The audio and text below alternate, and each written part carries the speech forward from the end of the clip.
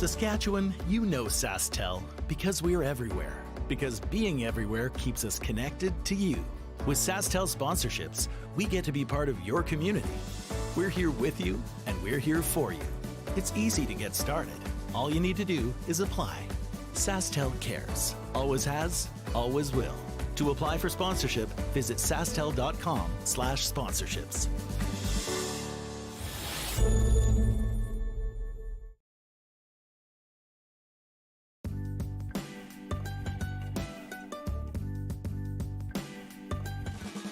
You can enjoy curling with your friends and family anywhere, anytime.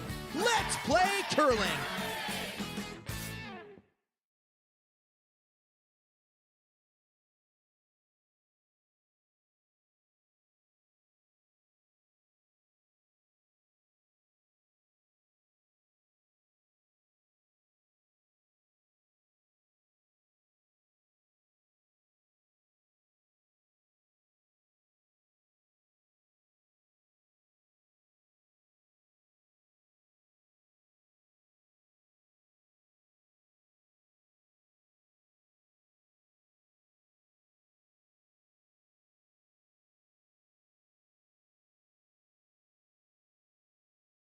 Asked by Mark No. Yeah, thanks for having me. Looking forward to this one. The two teams, as always, have a practice session before the game, and in the preliminary round, they draw for Hammer in the first end. And it was the Flasch team winning that draw to the button, so they've got Last Rock throwing the red stones. And I think they were playing the tick there all the way, tick the guard and roll in behind the corner. Oh, a little unfortunate at the end. It actually spun back partially open. It was dead buried. Yeah, I was gonna say that was really, really good, but then yeah, just that last bit of spin there at the end. Still, it opens up shot rock.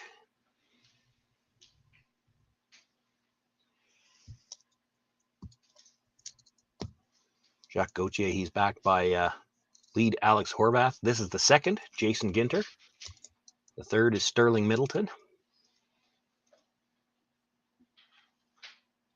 Jacques Gauthier, the skip, and I mentioned they're registered out of Victoria, BC. Of course, I think a lot of the viewers will remember Jacques having played as junior in Manitoba. And I think his mom was calling one of the games. Well, there we get, that's one of the difficulties. We saw that actually in the other A qualifier this morning. An attempt around a corner guard when they could only see half. You crash that guard and push it to the boards. That's a free guard zone violation. And the guard comes back. The shooter is removed. Early advantage in this end here now because of that to Colton Flasch, a chance to perhaps sit too early on. Yeah, is there so they're just playing off, are they just drawing around You're here? gonna, Maybe just tapping up? He's opting for the draw. I think part of it is looking at it. If you play the hit and roll, you're probably coming into the side of your own and leaving a double. For the Flasch team, he is backed by Daniel Marsh at lead. This is twin brother Kevin Marsh throwing the second stones. Catlin Schneider sweeping. He's the one with the brush down. Throws the third stones, and Colton Flasch, of course, the skip of this team. Very nice. Gets that one dead buried, and the run double might be there. That's what Gauthier is looking at. Now, I'm not as familiar with this Gauthier team. Is this pretty much the same team that he had through juniors? You're going to put me on the spot. No, I don't believe it is, Oh, actually, okay. because his junior team was a Manitoba team. I was gonna say, yeah. I'd have to look it up myself. And maybe somebody in the chat will be aware of this and get it for me before I do. But I had it in my head that part of this is the leftover remnants of Tyler Tardy's team. And I could be wrong on that. Yeah, that would make sense. Yeah. But you know, this is great that I get to see this team, right? This is kind of a up and coming team. Thanks to Curling Stadium, I'm able to get watch these two teams play. I've seen Flasch. You know, he's been skipping his team for a little bit now, and I remember him from playing front end for Cooey. But for Gauthier, I don't get a chance to see them a lot. So looking forward to working this game with you. The Flash team is the reigning Saskatchewan champions, and they're one of the few teams that actually stayed together after last season. This is the exact same squad they did play with last year. The Gauthier team, on the other hand, has been put together presumably for the next quadrennial, take a run at the Olympic spot.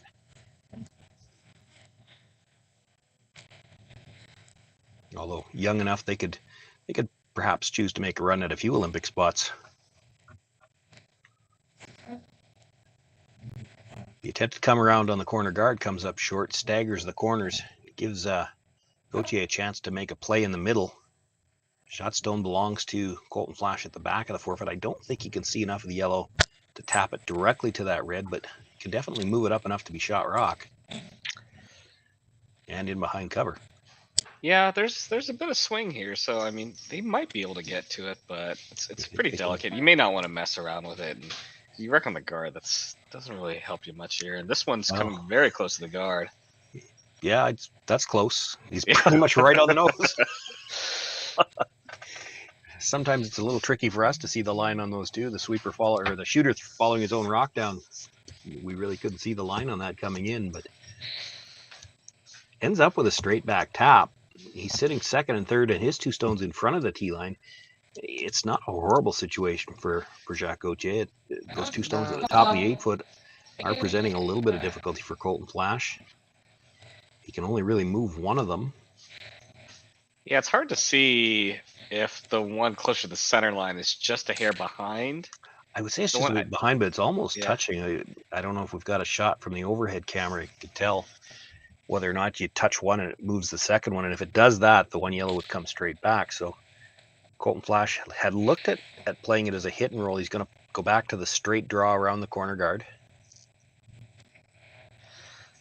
Yeah, I think it's not great for you. You almost have to wait for Gauthier to make a play on that because you don't really want to disturb it because it just seems like it's bad for Flasch here. Yeah, if those two stones are touching, there's no way to get the yellow that you can see past the red at the back because it'll touch that yellow and come straight back. Still, there's room with where those corner guards are situated. Catlin Schneider can bury this and still have second shot. I'm going to say this one doesn't seem to be in danger of wrecking on the guard, so. Well, probably as much as anything else on the last attempt, just that little bit light and not able to hold the line. He's got T-line weight on this one, comes in dead behind and does, for the time being, sit two.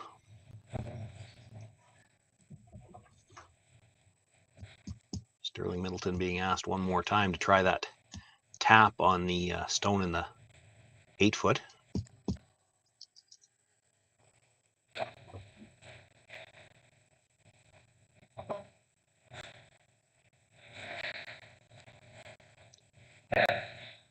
Just a bit of a clean from the brushers this time.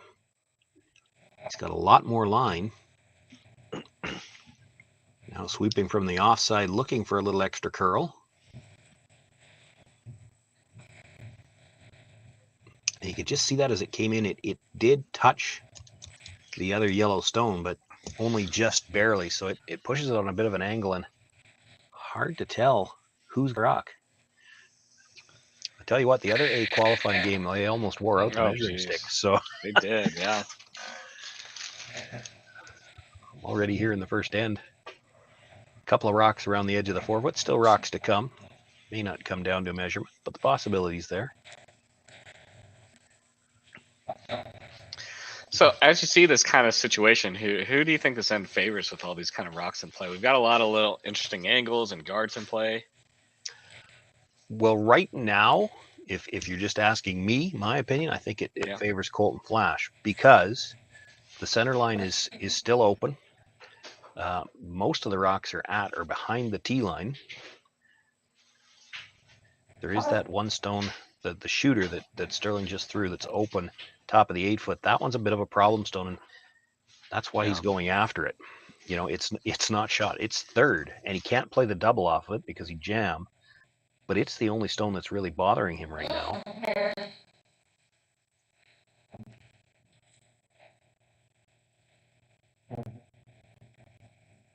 Interesting that it looks like he's playing the intern here. Yeah, I think he wants the flatter roll. You want to keep some angle on this redstone to get it at the yellow at the corner of the 4-foot later. They had to sweep actually for curl just to make sure they got it by their corner guard. Hits it right on the nose. It sits for 4th right now.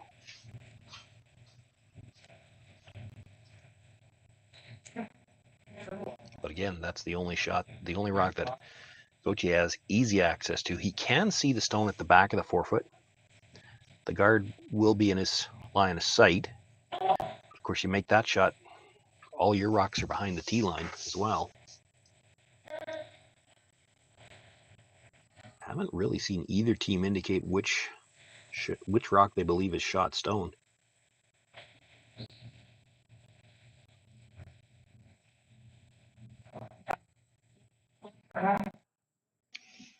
The fact that they're talking about making a play on the one in the back forward leads me to think that they think red is shot here.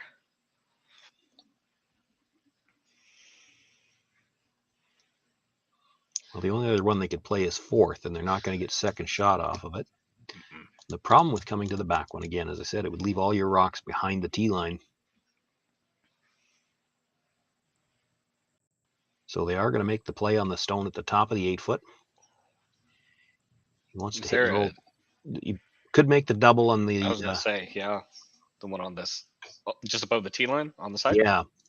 The problem is you got to be a little careful. They're playing for the roll. They're looking at the roll, and if they get the double, that's great. But you want to be careful. If you try too hard for the roll, hit that first one a little bit too thin, you could jam that second one and spin it into the 4-foot for shot rock.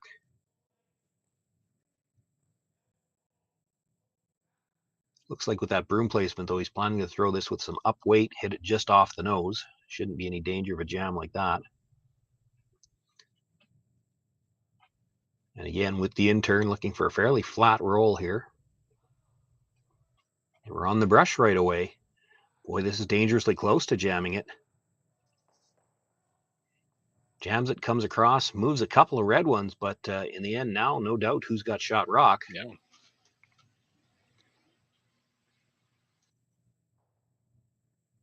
Just a little too thin on the contact there. They did jump the brush right away. He had the broom right in the middle of the rock. You wonder if maybe pinched it just a hair.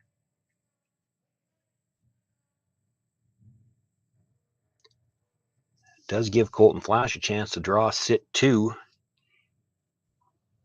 Ideally, keep his shooter in front of the tee line. Doesn't necessarily need to bury either. If he's edge to edge with the guard, he actually would take away the inside of the back stone, make it a little bit harder for Gauthier to play the freeze on his last one. And there's still the 2 rocks at the back of the 4-foot would be jam possibilities, so it'd be hard for him to play a hit on the stone that Colton's about to deliver. So, you look at a shot like this and you think, well, he's trying to bury it. I'm not sure he is. Edge to edge on the guard, sliver underneath is probably enough. Yeah, I think so. This has got a lot of room. We have seen them, though, if he's got the draw weight, they'll go sideways at the end. Does he have the weight now? Yeah.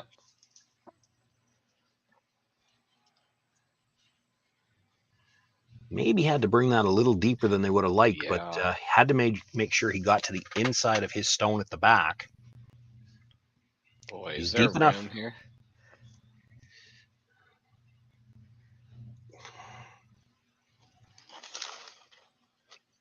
He is deep enough now. If Jacques Gauthier wanted to freeze to that, probably gets the force. Be very difficult for Colton Flasch to get a second one in there. He's looking at trying to pass it through.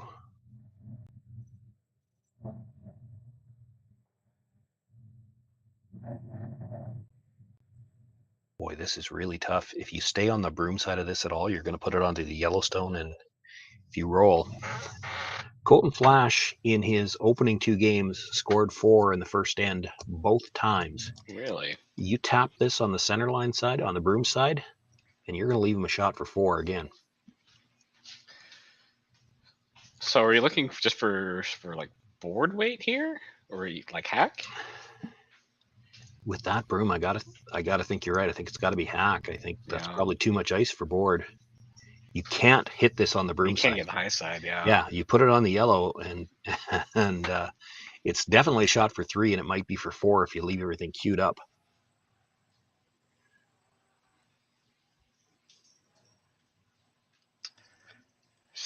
It's got a curl here. Yeah, they were on the sweep from the hold it straight side early. Gets just enough movement at the end. Wow. Pushes it straight back, but well,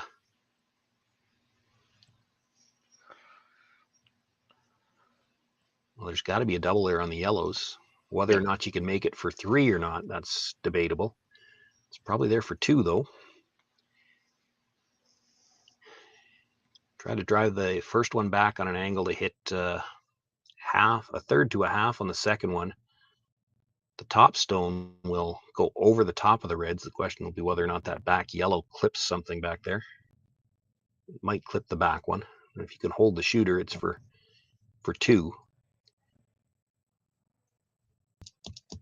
Can't whip it if he's going to try to hold the shooter, though.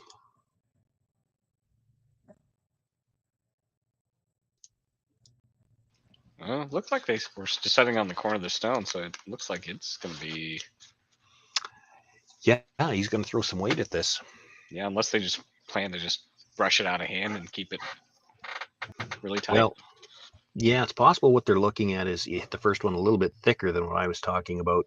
Catch the second one thin, make sure it clears the back, and then the first stone you're running back will hit the yellow, probably clip the red again, but it'll be spinning with the weight that he's going to throw here, and maybe get it out across the top. So there's a couple of ways you could do this to get 2. Did not throw this as hard as the broom would have indicated, but he had to be wide because he had the broom on the edge of the rock, and he just barely makes contact enough to catch the second stone, and we may have a measurement. It's going to be close. Oh, no, that's red all day. Well, Calvin Schneider's backed away from it, but Sterling Middleton took a couple of looks, and I think they have decided it's time to see if that stick's got any measurements left in it. And of course, this is always the way it works. Televised game, you need a measurement. The measuring stick's going to be at the far end. Oh, yeah. Back at the home end, yeah. That's just the rule. That's just, it doesn't matter. It doesn't matter which end you need to measure at. The measuring stick's always at the other end.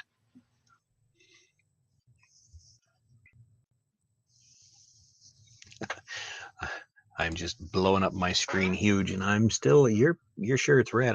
It's close. Yeah, I mean, that's got to be red. Well, again, right? We're working with the cameras that we have in the facilities, and so you never know.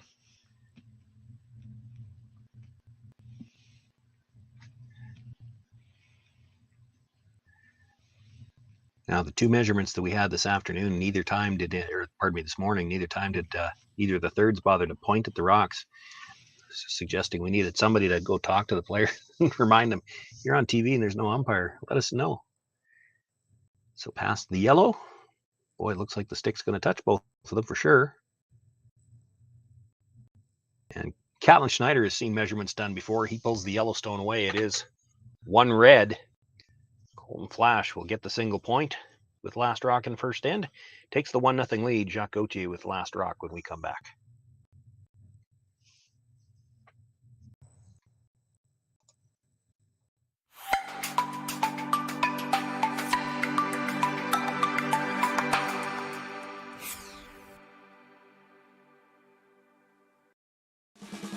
You can enjoy curling with your friends and family anywhere, anytime. Let's play curling. Stronger agronomics, better returns, greater peace of mind from pre-seed to post-harvest. You can count on the Victory Canola program to keep you and your farm ahead of the curve. Grow with us at victorycanola.com. Our partnership with Curl Canada is phenomenal. I mean, to be able to have a partnership like that at the national level, to be a part of the events that take place across Canada is phenomenal. To have our product available in those venues is phenomenal. But it really is, curling is really, for us, it's a grassroots sport. To be able to connect within the communities that are supporting the teams, just like yourselves, the clubs, the provincial level organizations as well. You know, for our ability to be partners with Curl Manitoba, Curl Sask, Curl Alberta, and Curl BC. It's an exciting sport to watch. It fits really well with our brands. You know, there's lots of people at the rinks watching you guys curl who are sipping on an 016, which fits really well for us. And have the opportunity to celebrate with you guys makes it even that much better at the end of the day.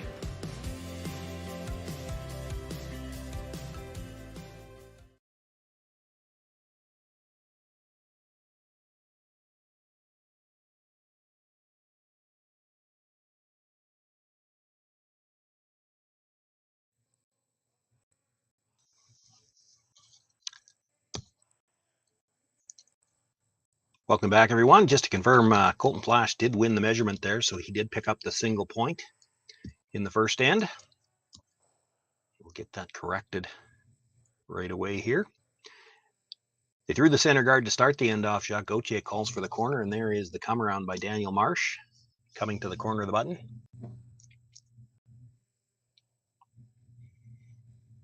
Still left a piece of that stone available, so Alex Horvath going to make a play on it.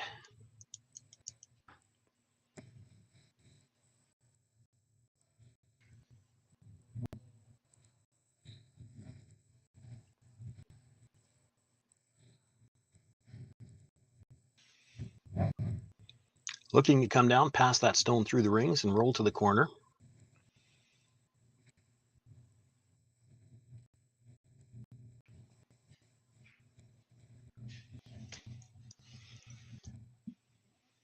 Nicely done to the back of the forefoot, hanging on there. Forces Colton Flasch to make a play on it, which in turn doesn't really allow him to use that center guard.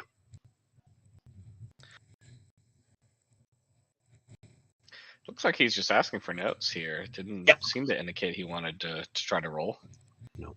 If he comes behind the corner or behind the center now, he'd be behind the tee line, and you might see Jacques Gauthier go peel his guard. Content to hit.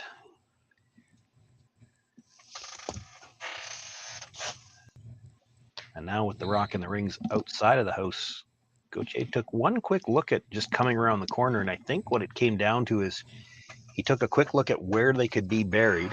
They wouldn't be shot rock.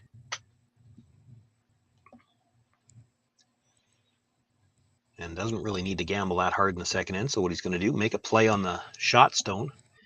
Probably try to stay right there. Boy, this one's really curling. Yeah. Not going to stay there for sure. Barely makes contact. Not enough to get it out of the rings. Wow.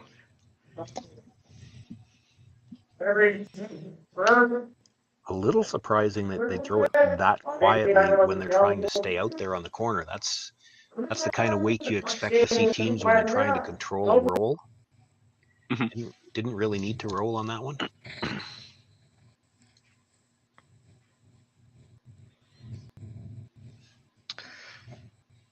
So they had a free chance here to draw underneath the center guard here. Plenty of room here, but should finish pretty hard here. Yeah, you almost have to have plenty of room coming by the guards on these with these rocks, because you come tight by the guard, it'll come right out the other side. There's a good example of it.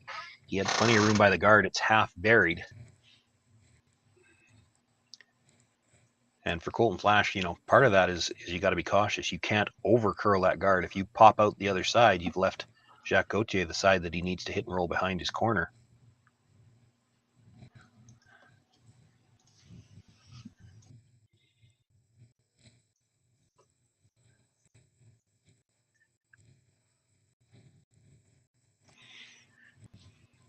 This one's got some room to go.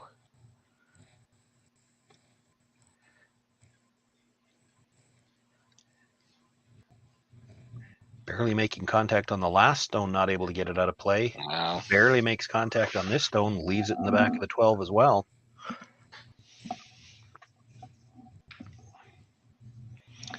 That little accumulation of biters around the outside.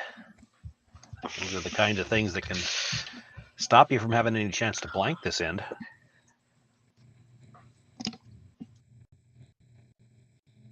And again, like you said on the last one, it gives the Flasch team, this time Colton Schneider, another free pass at coming around that center guard and see if they can't bury one a little better.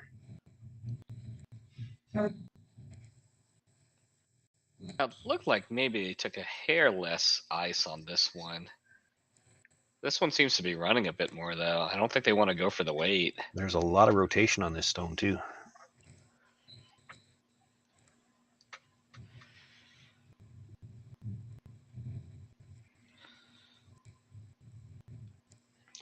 All of these players will tend to throw their rocks fairly positive, have a good rotation because they know how hard they curl, but that looked like a little more than perhaps Catlin's normal rotation. Held it straighter, plus it allows it to carry a little further. It ends up in the back 8. And now with, as we said, not looking good for any chance at a blank, Jacques Gauthier going to try to come around and see if he can't manufacture a deuce here. Yeah. Now, is it because it's so late in the end, there's no reason to go behind the corner? Yeah, probably. And also because, I mean, if you bury it perfectly behind the corner. Flasch is just going underneath the center anyway. So. Yeah, I was going to say you might not be shot rock, but I think it covers enough of the 8 foot. You could be shot rock if you're right on the tee line. And you're right. Colton Flasch, if you make it perfect, he's not going to chase. He's going to go around the middle. And then you're facing a possible steal again. Now, they certainly didn't want to be deep. Once they realized they were going to be back tee, they brought it as far back as they could so that if the Flasch team freezes to the face of it, there'll be room for you to get another one in front of it for shot rock.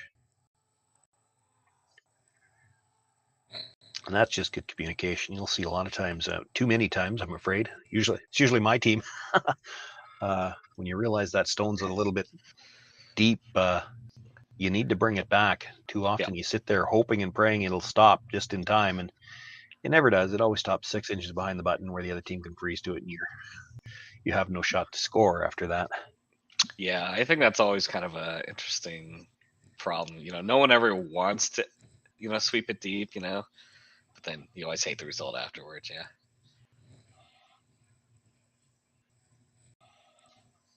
Colton Schneider a little deep on his first one. Still has lots of rotation on this one. But that adjustment on the weight, he comes down to the face of that stone. Yeah, on that rock, you could see it just kind of hit the break point just a bit earlier than his earlier one. Still, it did leave room, as we said. If Sterling Middleton can come and sit right on top of that stone, he will be shot rock. Probably also covering the pin. I'm not sure how you ever get 2, but right now, Gauthier will be first of all concerned with making sure he's got a shot to score. That's where you need this freeze. Boy, they're really working this hard. He's tight by the guard. He may completely overcurl the rock at the back. And that shows you exactly what we were talking about earlier in the end. You come by a guard tight, that rock is completely open past the guard, and it was still back 4 foot.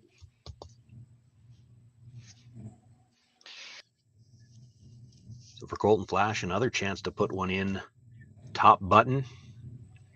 He could almost come down to his own stone if he gets to the inside. I don't know if Jacques Gauthier could even move it far enough to get shot rock.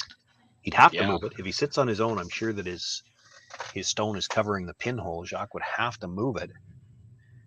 I don't know how far you could get it to go.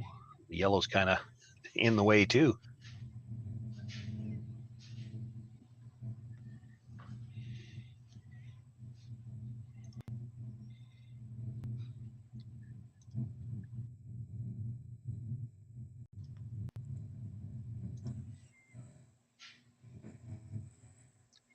Jumping in early out of hand here.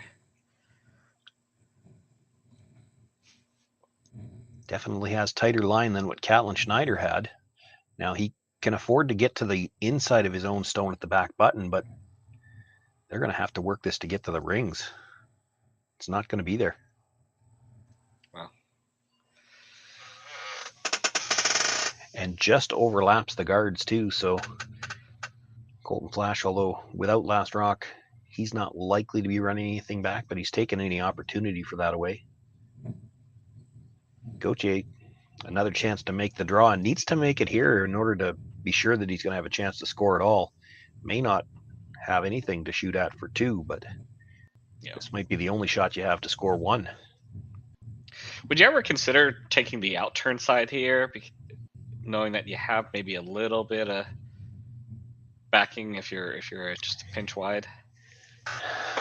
Well, they haven't seen it yet. Now, that's one of the things in a bonspiel like this. This is only the 3rd game for each of these teams. I don't know whether either one of them has been on this sheet before. They did happen to catch a little bit of the pregame practice. This is the side of this sheet that Gauthier threw his draw to the button on, so he may feel more comfortable on this side of the sheet anyway. Certainly the whole end has been played on this side. Looks like it should be around the guard, and once it gets by, it should have plenty of finish here. He's got a lot of weight. This is probably bumping a little bit. I don't know if there's room that he can bump it and sit 2. No, he'd never get to the inside of it. Bumps it a little bit. It is still second shot at the back. Jacques Gauthier with his shooter gets shot rock, but that little bit of a flop out probably has left Colton Flasch room to get to the inside of that.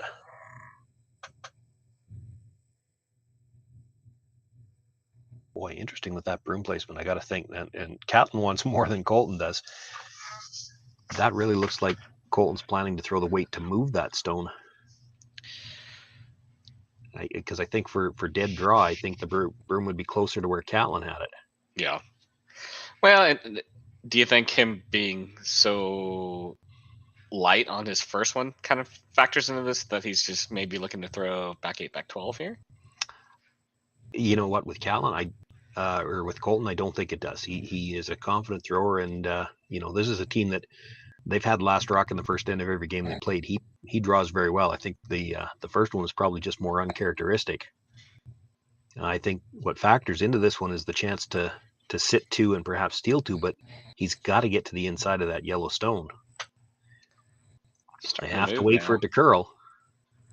Did hit his break point, and it is starting to go sideways, but he's got the weight. Just didn't quite get to the inside. Enough to sit shot rock, though.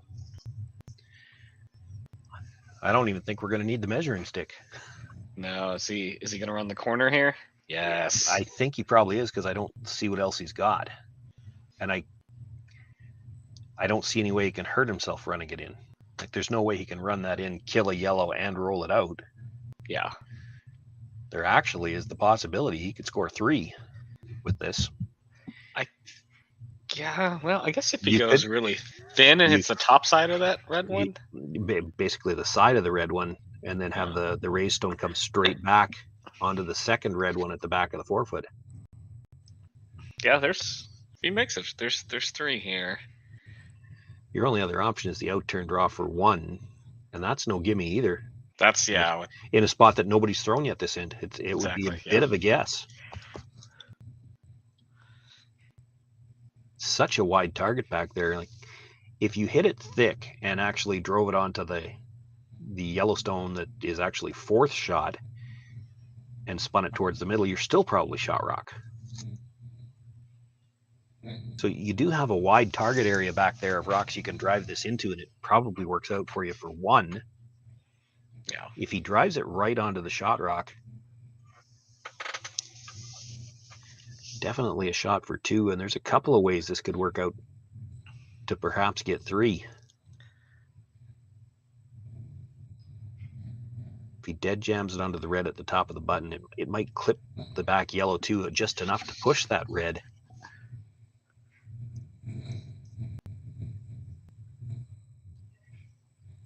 Throwing it with some weight, Jacques Gauthier with his final stone here in the second end, looking for an angle run, see how many he can get out of it.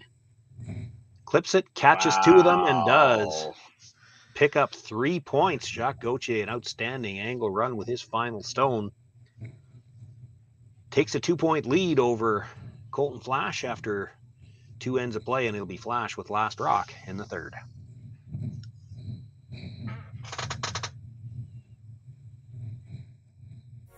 SaskTel Be Kind Online wants to stop cyberbullying.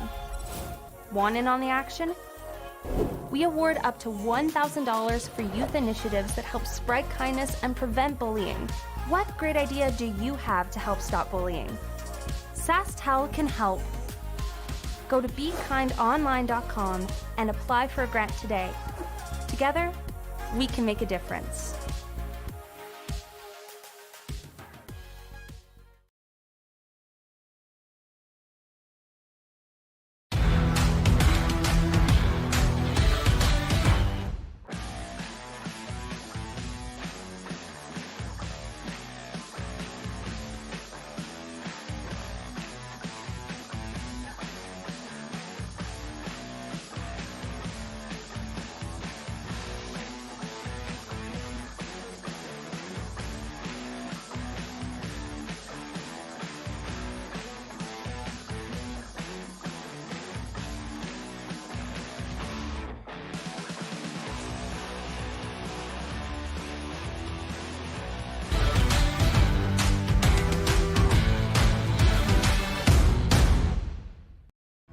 Stronger agronomics, better returns, greater peace of mind from pre-seed to post-harvest. You can count on the Victory Canola program to keep you and your farm ahead of the curve. Grow with us at victorycanola.com.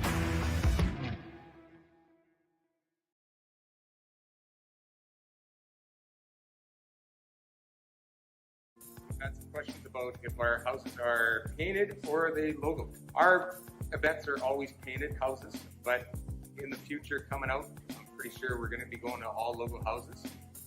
They're a great revenue source for any curling club. You can get your advertisements on there, and usually after the first year, the houses are paid for. It's all free money for you.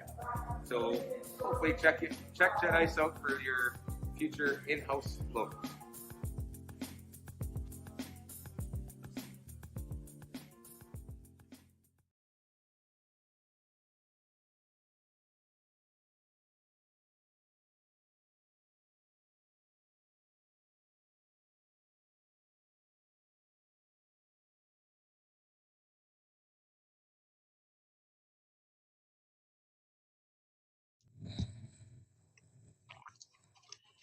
Outstanding shot by Jacques Gauthier with his final stone, the angle run in.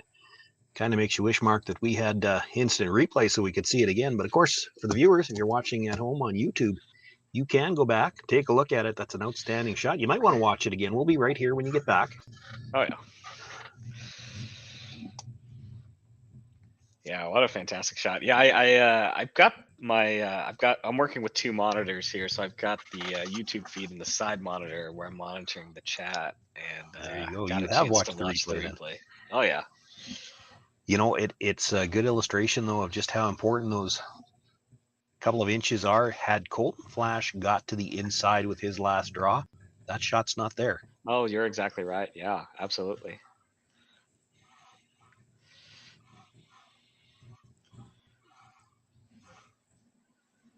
As we start things off in the third end, we had a center guard, a corner guard, a come around, a freeze, another freeze now. Wow. And that is the 5th rock of the end. So Colton Flasch does have the option now to start moving guards if he'd like. Yeah, from the overhead cam, you could see how sideways that kind of went from the hog line in.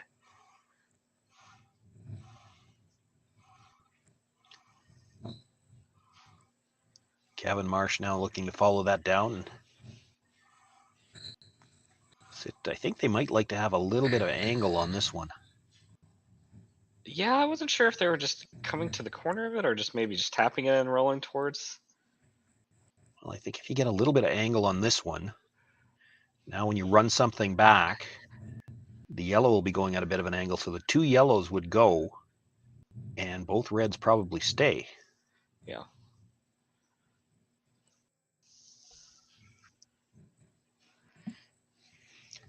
Jacques Gauthier, not much left he can do with the middle.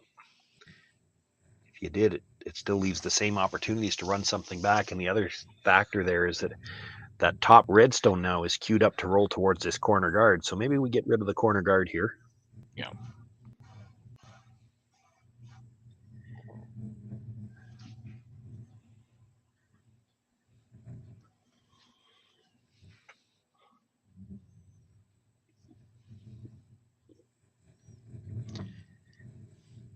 Jason Ginter definitely wants to roll away from there. He's going to end up, he'll exchange the stones, so it's now a yellow corner guard, but it is still a corner guard. The lineup on the stones in the middle right now pretty much favors Colton Flasch. Everything's queued, as I said, for the yellows to go and the reds to stay. And doesn't actually have to play it just yet. He wants to go around the corner guard first. Can't blame him, really. He can play that stuff in the middle anytime. Yeah, are they just... Yeah, I guess why? Yeah, why wouldn't you? I guess unless you're worried that Gauthier just goes ahead and makes a play on that, and just to unlock the back yellow one. But even then, you don't hate that necessarily. Yeah, exactly. I mean, what can he do to unlock that doesn't kind of work in your favor? They've got such a good angle on the top two. You know, that red yellow, when it catches the second red, the yellows, even with quiet weight, that yellow's going to roll over a little bit. And the reds really aren't going anywhere.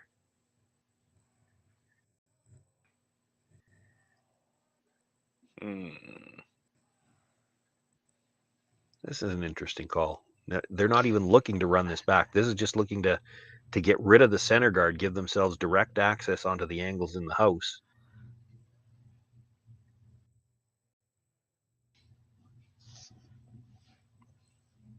I think this is a straight hit and roll. I don't think he looks like he's trying to run this back.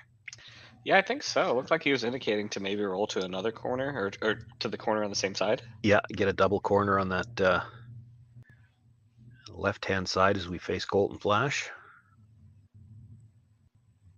This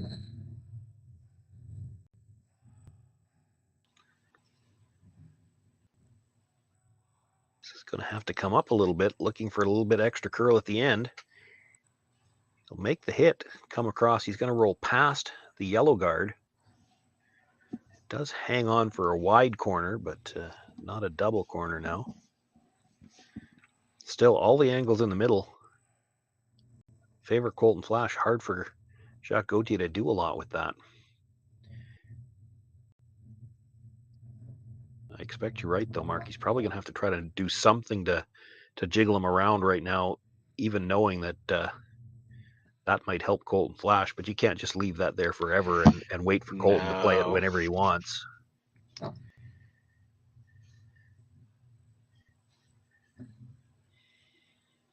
Yeah, just tapping into back four.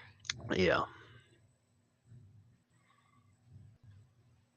I thought he might want to spend a little more time just looking at where he wants to hit the first one, just to make sure that you the only two that you can really 100% try to control the angle on is your shooter and that first red. So you might want to be careful as to where you hit this so that you can line something up with it.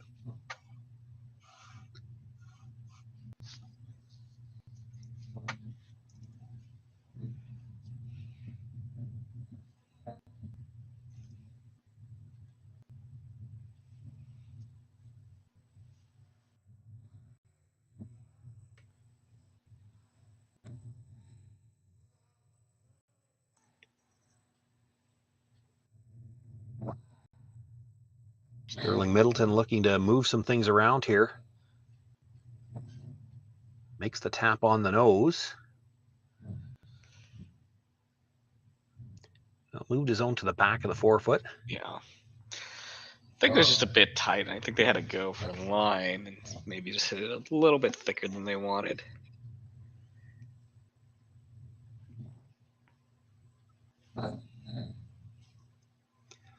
Colton Flasch now looking at all the angles. What's the best shot for them? They do have a couple of options. It's hard to tell right now. The yellow-red at the top of the 12-foot, if you played that, would it hit the would it clip the yellow, or does it go by the yellow and make contact on the red? And certainly they're close enough together it could drag, so it could matter how you hit that. Yeah, I think you missed that middle yellow, so I think it hits the red here, but definitely it'll be interesting here. I think Colton's playing the back one. Where those angles matters, it might affect what Jacques Gauthier plays after this. Yeah. They got to go to get by the stone at the top. It's tight. Oof. Makes the hit, does roll across, and it was important to get the roll. They wanted to try to roll far enough so that the yellow-red in the 8-foot weren't lined up to it. And I can't tell whether that goes by or not. It's close to it.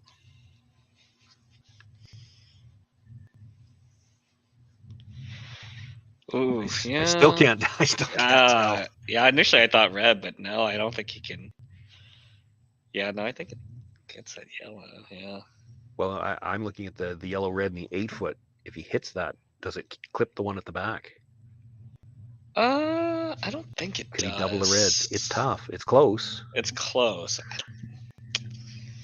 He's going to make a direct play onto Shot Rock anyway. Yeah. And that was why the Flash team was sweeping the roll. They knew that angle was there. They were trying to roll it far enough so that they didn't leave the double.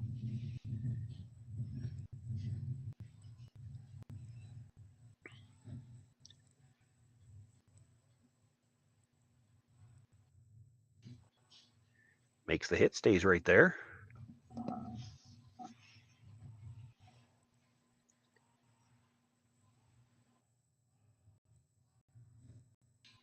Colton Flasch now, his turn to decide which way is the better roll for us. His first thought was to roll behind the corner. Now looking at rolling back button. And again, the biggest factor here is he wants to make sure that they don't leave the shooter in the path of that yellow-red combination to leave a red double. Catlin Schneider.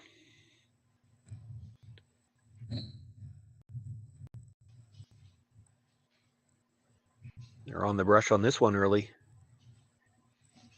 Looking to roll. Certainly, I think if you nose hit now, you're leaving the double. And this, they might have overswept that.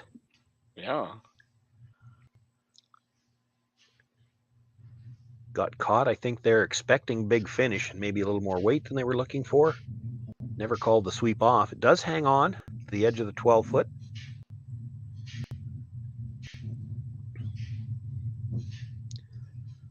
So for now, Flash sitting 1. There is that Yellowstone corner frozen on it. Jacques Gauthier looking at making a play on that.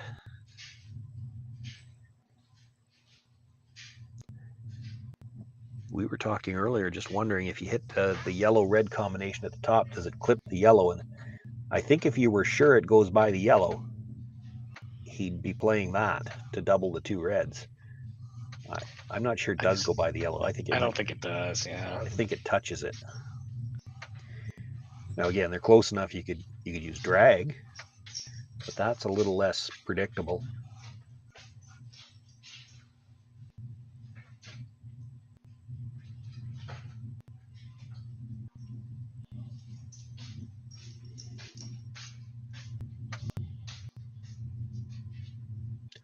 Not sure what it is they're talking about with the corner guard. I have to believe that's something they're worried about Colton Flasch doing.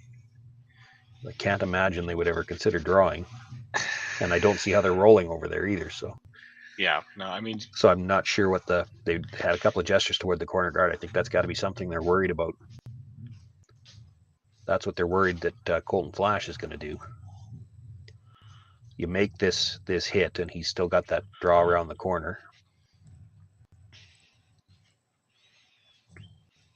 Yeah,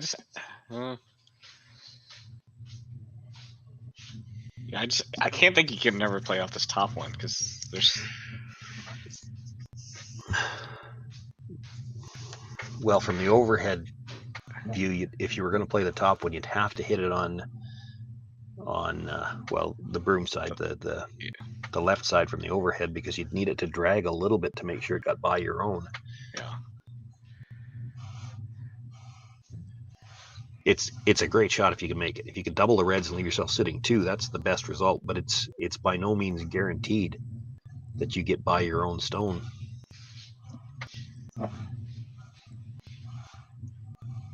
So they're going to make the play on the yellow-red, and I think what they're worried about perhaps is that Colton Flasch might have a shot with some drag playing from the other side to try to double the yellows and maybe roll both behind the corner. It's the only thing I could think of that they were gesturing to the corner.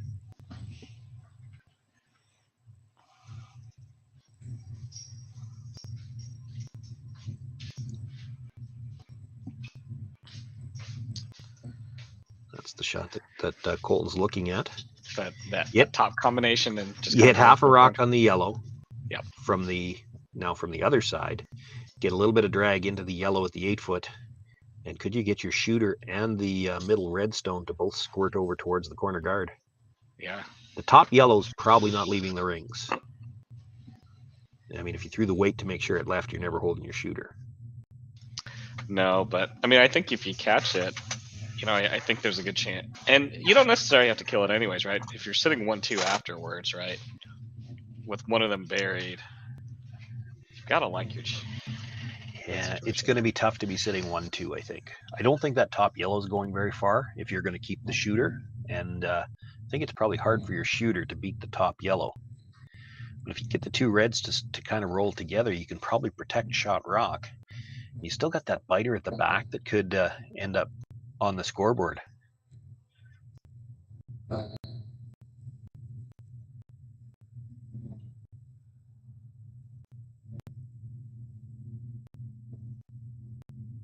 definitely think this is what they're going to play. The question I think it boils down to is how much do you want to hit to get the right roll, and how much weight do you want to play at it?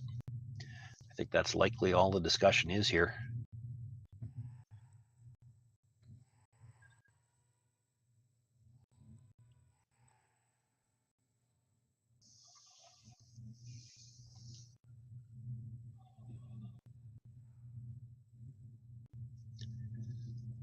The quieter you throw it, the thinner you can hit the first yellow one and still keep your shooter, but that makes it harder to move that third stone, the shot rock, the yellow shot rock.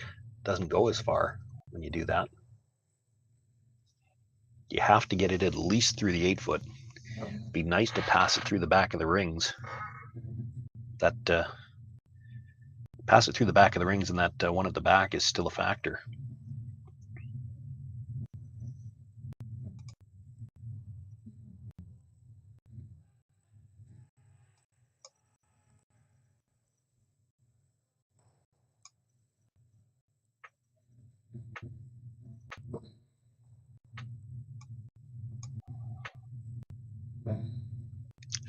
Well, the front end has been dispatched, but Catlin and Colton still talking about it.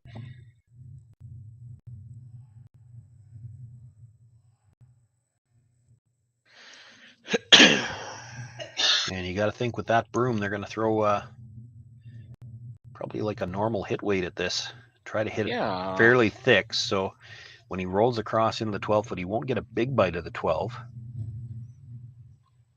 I still don't think the top yellow is ever leaving the rings, but if you roll for a bite, roll the second raise stone in behind the corner and kill the back yellow, you could be sitting shot, third and fourth after this, and that one yellow just at the top of the 12-foot is going to be looking pretty lonely.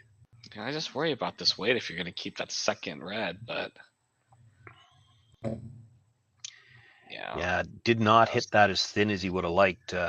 Didn't get much drag, and so loses the middle stone, the raised stone. Continues to be Gauthier sitting 1, the stone at the top of the 12-foot. Flasch does have second and third.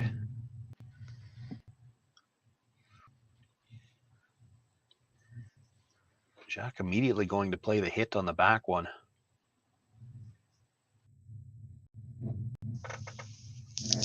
Well, this could be interesting because I'm not sure there's anywhere you can hit this that you're not going to leave a double for 2. But the risk in playing it is that the 2 rocks are going to be about 11 feet apart. Yeah. And if you don't make contact with the second stone, it's a steal. Yeah.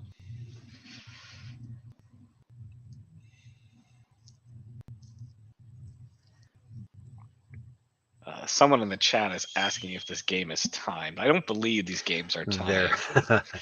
I should think by now it would be obvious they're not playing the time clocks, or they'd already be in trouble. Jacques Gauthier quite a bit needing here. to stay here. Going to over curl just enough that rolls out the back and leaves Colton Flasch the chance for the hit for 2. Does look like you'll have to roll just a little bit to the center line to make sure he's biting.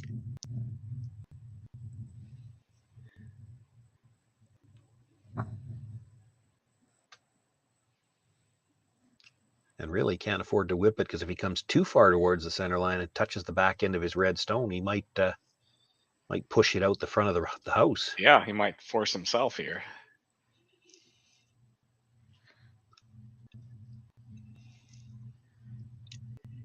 Yeah, actually, probably if you wanted to, could roll broomside too and count on the spin to bring you into the rings. Yeah.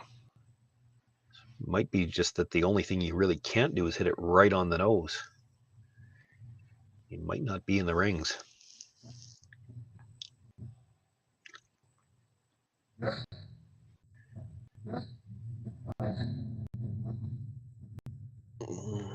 Looking for every last bit of curl they can get. Gets just enough across the nose, makes the hit, does bite the top of the 12-foot. Put 2 points on the board for Colton Flasch. After 3 ends of play, we're all tied up. Jacques Gauthier with last rock in the 4th. We asked Saskatchewan what they know about 5G. More speed, more innovation. It's gonna make our lives a whole heck of a lot easier. This is what 5G looks like. Better, faster. Sounds like one more G. Sounds pretty good. I don't know what it means. All you really need to know is the future of 5G is here and will continue improving through investments in network technology.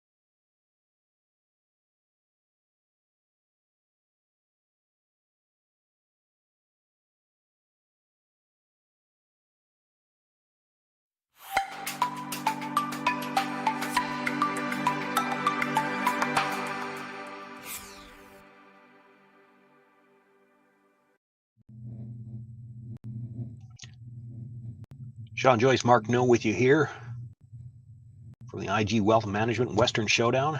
A-qualifier action Saturday afternoon. All tied up 3 apiece after the 3rd end. Gauthier with last rock here as we begin the 4th. Colton Flasch opting to start this 4th end off with the double centers. Gauthier had thrown the corner guard up early, now looking to come around those double centers.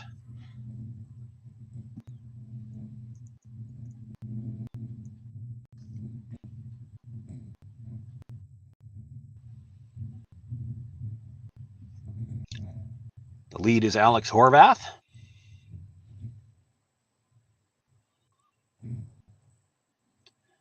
Nothing out of the brushers so far. They're just waiting for the line. Still on the corner guard now, starting to move. Plenty of room by the guard. Does not want to be behind the tee line here. It's gonna overguard. He just wanted to take it easy on his sweepers. Just put it right in the perfect position by himself. That's a nice one. That's always a nice one to get. Yeah, shaping up to be an interesting end here with some guards in play. This is I think that's the same corner guard that he ran back in a couple ends ago. Yeah. Boy, it's awfully close to the same position, yeah, and may well be the same stone.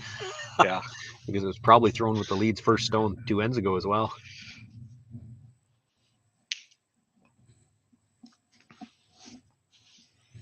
Kevin Marsh looking now to come around from the other side, sit on the corner of that yellow. He could have followed it down, played the same turn. The problem is with that, hard to sit on the corner and protect your shooter. By doing it this way, you can see he's kind of cornered, although they left more separation than they might have liked. But the shooter is dead behind cover as well.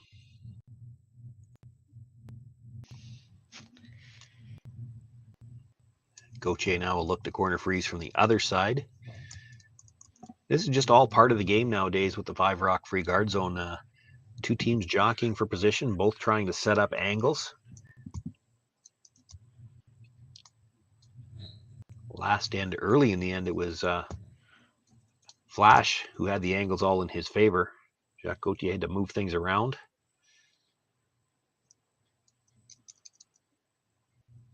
Yet had he made his last shot and held it, Colton Flasch would have had a difficult shot to score. Now with that attempt, it had the corner, but a little too much weight, rubs off. Has probably left room for the double on the yellows.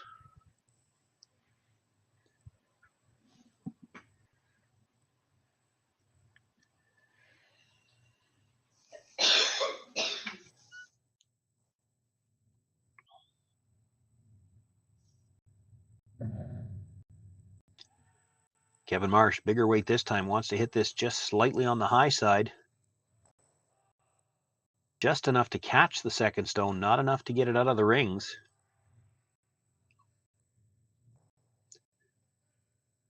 I think it is the Flasch stone at the top of the 8-foot sitting shot rock. Apparently close enough. Gauthier's got to look at it a couple of times. Don't know that it matters. It's that stone at the top of the 8-foot's the easiest one to make, or the one you need to make a play on.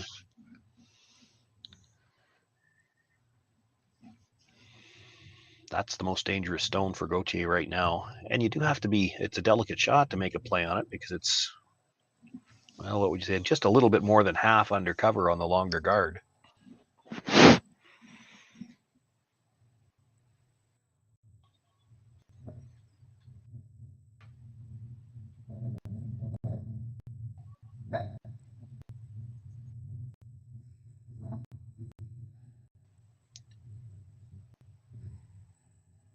Jason Ginter trying to come around the guards. He's tight to the center one, and that still leaves him having to get by the tighter one.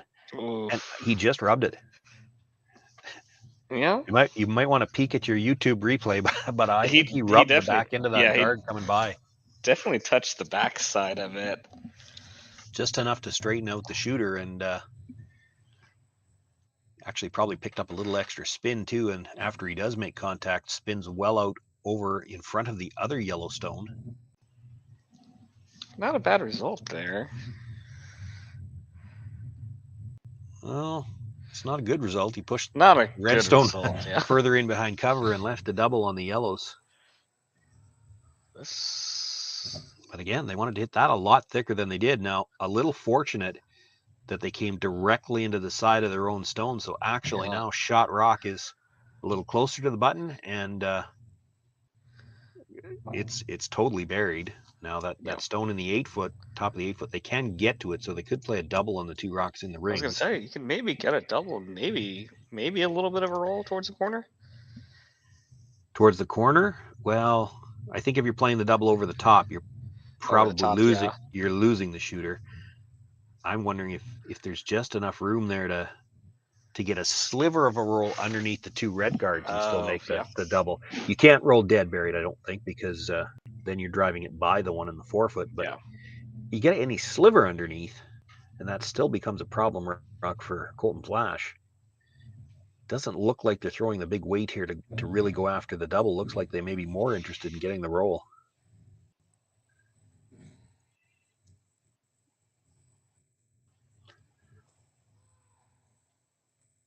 Really going to have to go to get by. Makes the hit. Will catch the second stone, but with that quieter weight, not enough to get both reds out. Flasch continues to sit one, but it is over on the corner now. And that Yellowstone top 12 foot, it's in a usable position for the Gauthier team. Colton Flasch's first instinct was to deal with it. Yeah. Thinking about drawing, I think, but if you do that, then Yeah, that Gauthier Yellowstone just is taps on there it, for yeah. him to play up.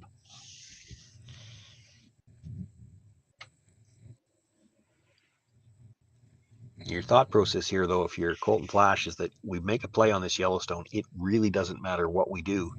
Jacques Gauthier is coming around. Yeah. So you want to leave your shooter in a spot where you can use it.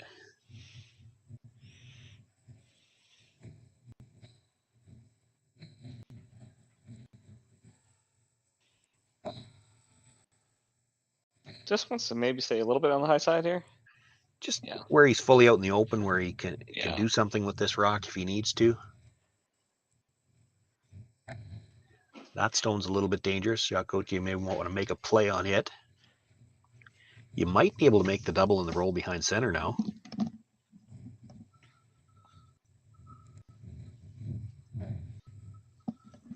Or the straight draw. The problem is if you play that top stone and do roll buried, Colton Flasch is going to draw.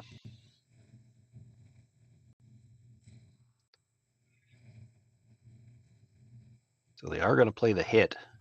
I'm just not sure. Are they playing for the roll for sure, or are they just going to try to stay right there and leave their rock in a usable spot? You play for the roll, you might make the double. But again, you do that, your stone is now under cover. You can't use it again. And Colton Flasch is going to come around it. I think they're going to try to roll big here. I think he was past the centers. Past the centers, yeah. I think he was initially tapping that earlier.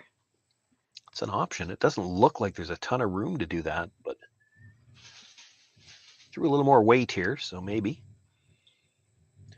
But now they're sweeping for curl. That's not a good sign. Going to hit it broomside. Rolls in behind the corner. He does have a bite of the 12, but Flash stone at the back of the 8-foot continues to sit shot, and now no reason for him not to come around the middle.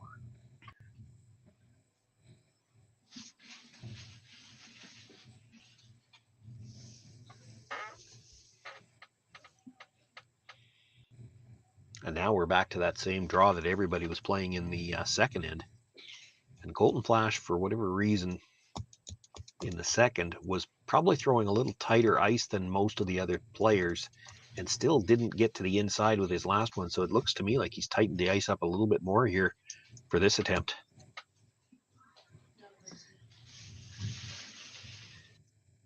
The guards are actually on center line this time. I think they were a little just off center last time, so he does have a tighter line in the first place. Yeah. Sweepers don't look to be super worried about it, just kind of escorting it down closely. Starting to move now. You know these will go almost sideways coming into the house. How's this going to peek out the other side? Yeah, I wouldn't be sweeping from the side to make it curl. Yeah. Manages to get dead buried on the tighter of the two guards. Jacques Gauthier looking at, I think that gesture was if we make the corner freeze here, then we've got the angle run in again for the last one. Yeah, I mean, why not, right? So you make the corner freeze now. I don't think he's looking at the angle run right now. I think he's talking about make this corner freeze. Yeah. On that side, then everything's lined up when he plays the run back.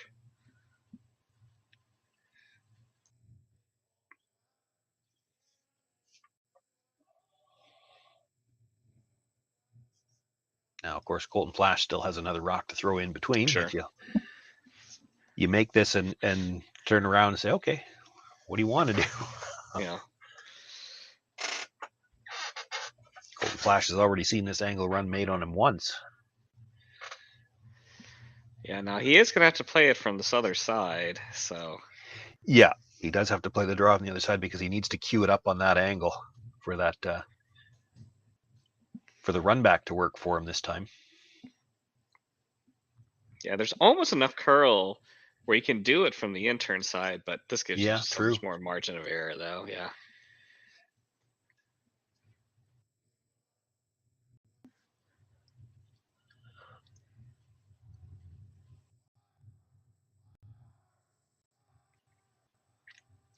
Jacques Gauthier with his first stone here in the fourth end, all tied up. Looking for the corner freeze. Flasch sitting 2 right now. Gauthier, if he can put this right on the corner where he'd like it, would be second shot still, but hoping to set something up for his last one.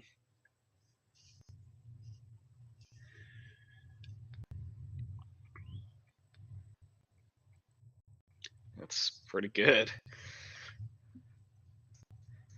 Yeah, mission accomplished. Colton Flasch has no choice here. I don't think he's going to have to cover that. You can't leave him a direct path to that stone. That's too easy. Yeah. I mean, the only other option would be hitting and rolling off that corner, but I mean, that's a lot to ask for, you know? Well, and he's always got the in-off on his own that he could try to play too. Yeah, the one that's just like top 12, yeah. Colton Flasch looking at, is there a spot where we can put this where we can both guard the direct path and take away the run back? And maybe. Yeah, somewhere just full 12, maybe just biting the 8-foot ought to do it. Yeah, it can't really come right down to it, I don't think, because, well, even then. Well, like if you corner freeze it in such a way that Jacques could maybe nose hit it. I still think the rock at the back of the 8-foot, the lone one over on the left side beside Colton from the back of the house, that one's still probably second shot. I think they're also talking about, do we come around and come and sit right on top of our own again and maybe sit 2? And that might be what they've opted for. Play the exact same shot. Gauthier did nudge that stone a little bit, so there's a little bit of room between them. Or is he indicating it's still essentially the same shot? Is he trying to get to his own or trying to corner freeze the yellow? He corner freeze the yellow and the angle run in is still probably only for 1.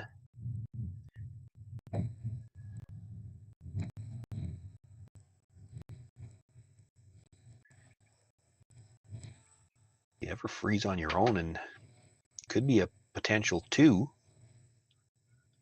Puts a little bit more pressure on. Brushes are going to have to go to get this there. He's got plenty of room getting by. He's got to get down to at least to the Yellowstone to take anything away. And does sit on the corner of that Yellowstone. He is third shot. Gauthier has a shot at the one that he placed with his first one. He can play the angle run, the 6-inch angle run, but it's only for a single. There's no way to get his shooter in place for a second point. He still could play the angle run in. And if you run it into the crotch of the yellow-red, it still might be for 2, or does that yellow at the top of the 4-foot clip the red at the top of the button and come across and kill the one at the back 8?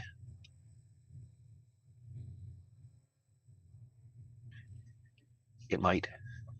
If you run the angle right into the middle of the yellow-red that are both biting the top of the 4-foot, it might kill all 3 reds. Yeah, I mean, this is relatively risk-free, right? Like, he's never giving up more than 1 here. Yeah, mind you, if he just goes direct at the stone he just threw, it's a pretty easy 1 as well. Yeah. Oh, go for 3. well, I mean, you play that angle run in, and most of the time, even if you make contact, you're still only going to get one. You're still only going to get one, yeah. And if there was any way you could hit it disastrously and give up two, and I don't know if there is, you'd have to look at it a bit, but if there was, then you definitely wouldn't play it.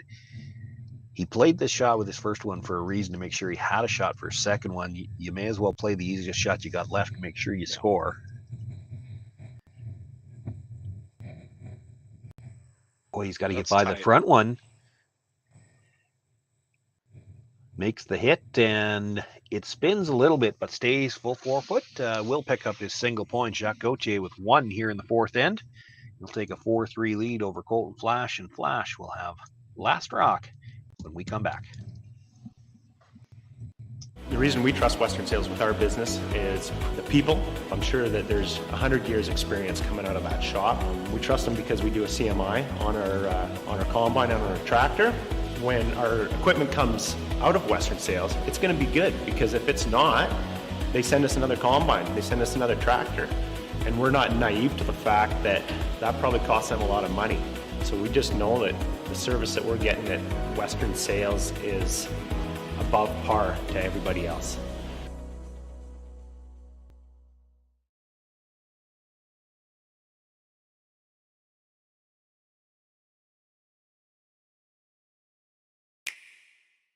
The roaring game. We all love it, but sometimes curling just isn't as fun as it can be on the Nintendo Switch. Go get stuck in your curling club this year. Learn the game inside and out. Play for your favorite country and take the curling world by storm. With up to 4 players per console, you can enjoy curling with your friends and family anywhere, anytime. Let's play curling. Available now only on Nintendo Switch.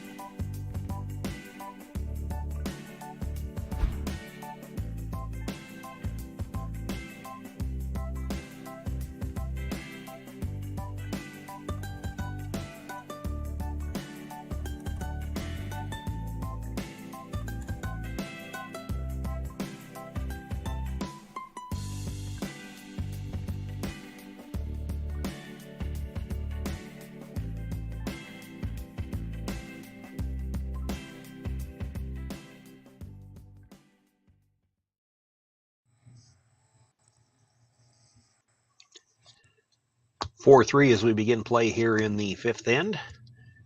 The Gauthier team throwing the 2 center guards this time, and it was Colton Flasch throwing the one corner, and now looking with the lead second stone to come around the 2 centers. A little bit of a stagger on those center guards this time. Yeah, a bit of a stagger here, so it looks like Flasch will just go ahead and come in behind the centers there. You want to keep this stone high, but you definitely want to make sure it's in the house. Yep. Good job by the brushers to get that to bite the 8 foot. Gauthier, if he's going to come around for shot rock, probably having to come from the other side. What he's thinking here, that's a tighter port, certainly, when he's drawing this way. And you start to cue things up to roll towards the corner. Yeah. Mark, we were talking during the break. I think you were looking at the scores on some of the other sheets as well. We've got 2 B event games and a C event game on here as well this evening, or this afternoon, pardon me. Yeah, we do. So we've got Team Clyders up 3-1 over Team Manners. So they're in the fifth end. Team Cooey's up 6-2 over Sluchinski. I think That's a little bit of a revenge game since Sluchinski beat Cooey earlier, I believe. And then in our other draw, Team Jacobson's up 5-3 over Peters. They're in the 5th end as well. So all the information, you pop over to Curling Zone to see all the score, standings, rankings, and copy of the playoffs as well. Not sure if Sluchinski played Cooey earlier, but if he did, he didn't beat him because it was Gauthier that actually beat Was it Gauthier? Cooey in the game last night. That's why Gauthier's in the qualifier here. Gotcha. Yep, you're absolutely right. Okay, yeah, I just remember seeing that posted on Facebook, but I couldn't remember the team.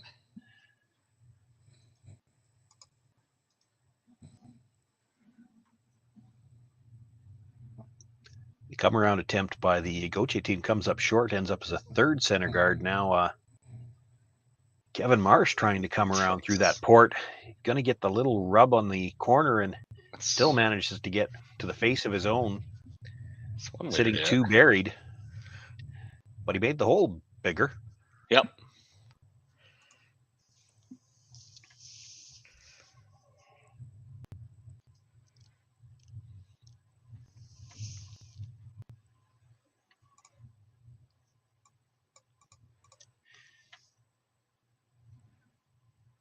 Jason Ginner, a lot of room yet. Still on the outside corner. Sweeping for some curl, and second brusher wants to be in there for weight as well. Wow. I mean, they were on the corner, and now they cross center. Wow. Typically, though, when you see 2 brushers down, it's an indication they want to take it for weight, too. That had plenty of weight. He ended up in the back button.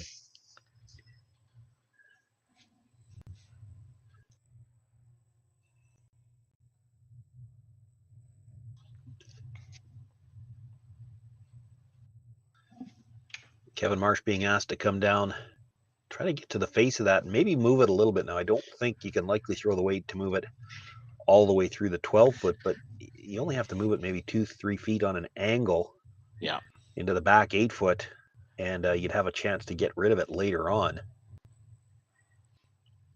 Definitely is hoping to be a little bit tighter by these guards. Does look like he's got a much tighter line than the draw that was put there. Now, does he have enough weight to move it? Pushes it back about a foot. Didn't get much of an angle on it, so still really doesn't have access to pass it through. Sorry, Gauthier, we're just looking to just kind of come down, freeze to it, maybe tap it a tiny bit. I wouldn't be at all worried about tapping it. If you freeze here, you've probably got the force, and you know that Colton Flasch is going to have to try to move something. Yeah. So, you don't have to worry necessarily about tapping here. You get the freeze and leave it in a spot where Colton Flasch actually has to help you before he can help himself. Was that by? Oh, wow. Tighter line on this one yet, but it's a straight draw. Wow. Yeah. Gets to the face, taps it back, and again, tough to say whether or not we might have the measuring stick out again. Yeah. Still a lot of rocks to come. You got to expect those rocks in the 4-foot probably going to get moved at some point in time yet. Too late to field the centers, or? It's not too late. The question is, how do you approach it? Yeah. It would be great right now that the closer 2 yellow guards, they're kind of lined up to go over the top of the reds, and if you could clip that red, go over the top of that red, clip that side that Colton's looking at, it's going to drag into that yellow at the top button. What Colton's looking at is, can we get there? Forget about the double raise onto it. Can we get there direct? The guard is long.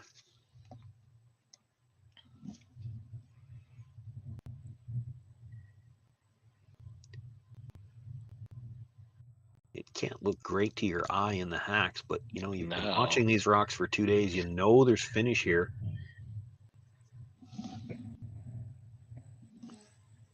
Has to get just by the top one. then count on the finish. You'll probably see them switch brushers as soon as they're by. By, catches the outside, gets enough of a drag to make contact with it, but just pushes it up into what is definitely now shot rock position for Jacques Gauthier. Second and third belong to Colton Flasch. Yep. As do about, what are they, fifth and sixth? There's a lot of rocks in the house right now. Yeah, I don't think there's nothing behind, nothing out of play yet. Everything's still in the rings here.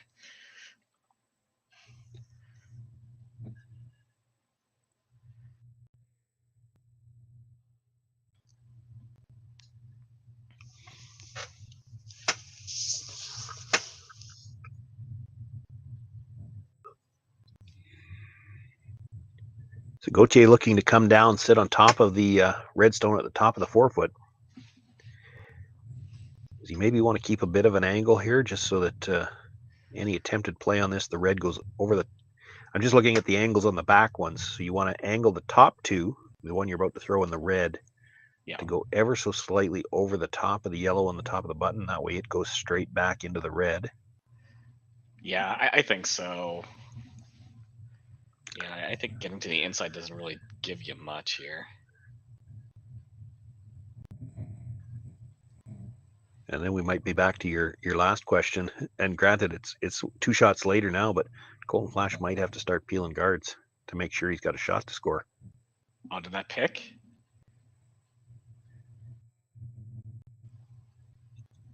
I think that must have picked. It went straight sideways just before the hog line.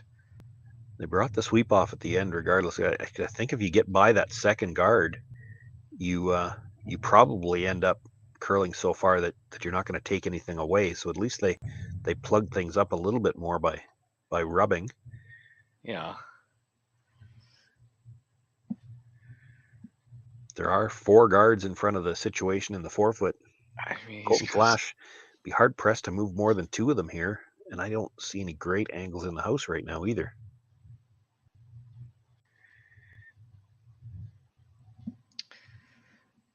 I mean, I think he has to. There's a part of me that doesn't want him to, just so we have all rocks in play and a chance for all 16 in play, but that's... I think that's the arena curler in me.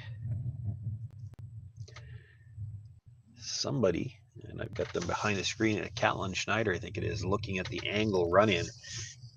And, you know, it's there to kill both yellows.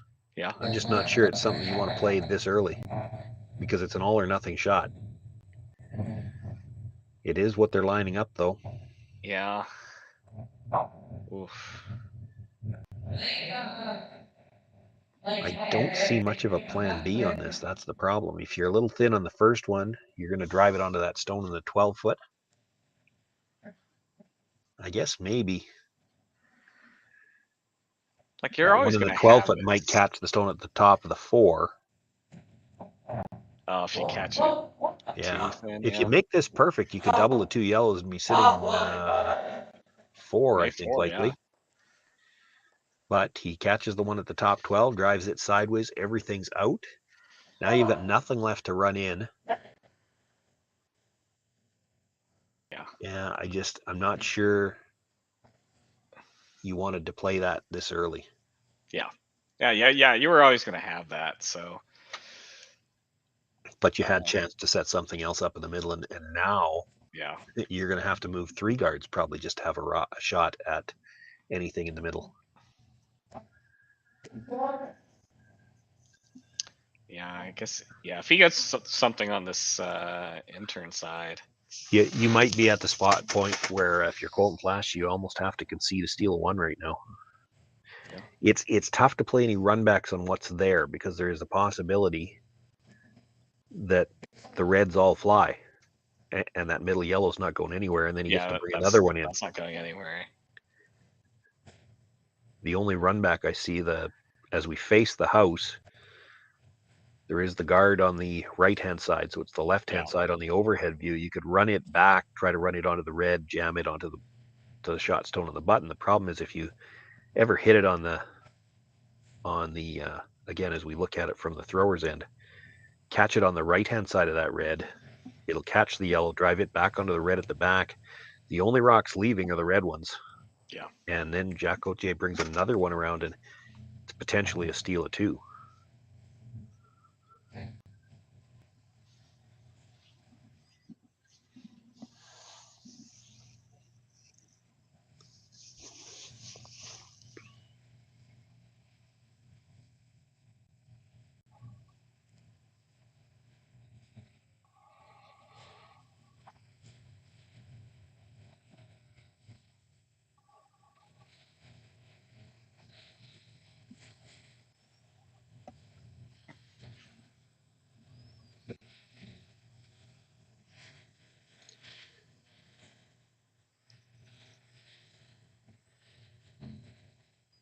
So I think Gauthier feeling that the way the ice moves there was probably enough room. And again, Colton Flasch can't see more than a sliver of it, but he couldn't hurt himself playing at it. Try to pick it clean through the middle. He's taken that away with that guard.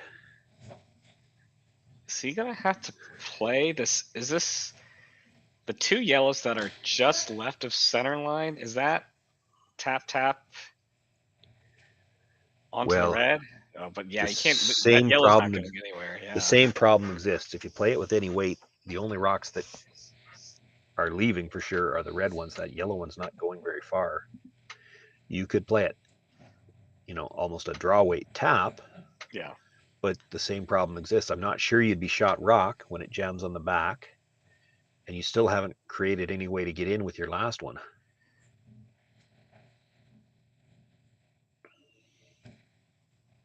Yeah, this is the only thing he has. It's the only thing he has, but it's not like it's not without risk. It's the potential is here to, if you stuff the run back and the 2 reds leave, you've left Gauthier sitting 2 and throwing.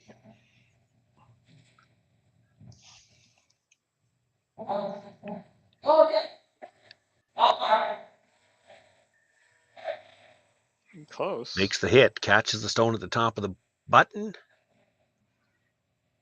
They'll spill it over to the edge of the 12-foot. It is still Gauthier sitting shot rock. They did leave their own stone edge of the 4-foot, but it does give Gauthier the chance to hit and roll undercover, top of the button. He'll be sitting 2 buried with no chance to score.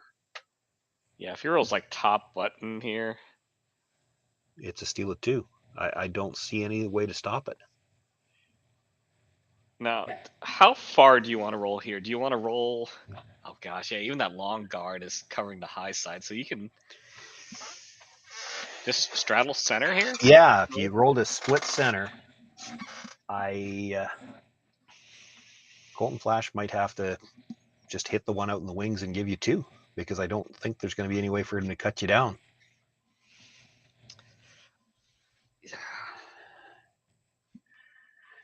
The Flash team probably needed to make a play on the guards a little earlier. That angle run in, which was an all or nothing shot, and they got exactly nothing.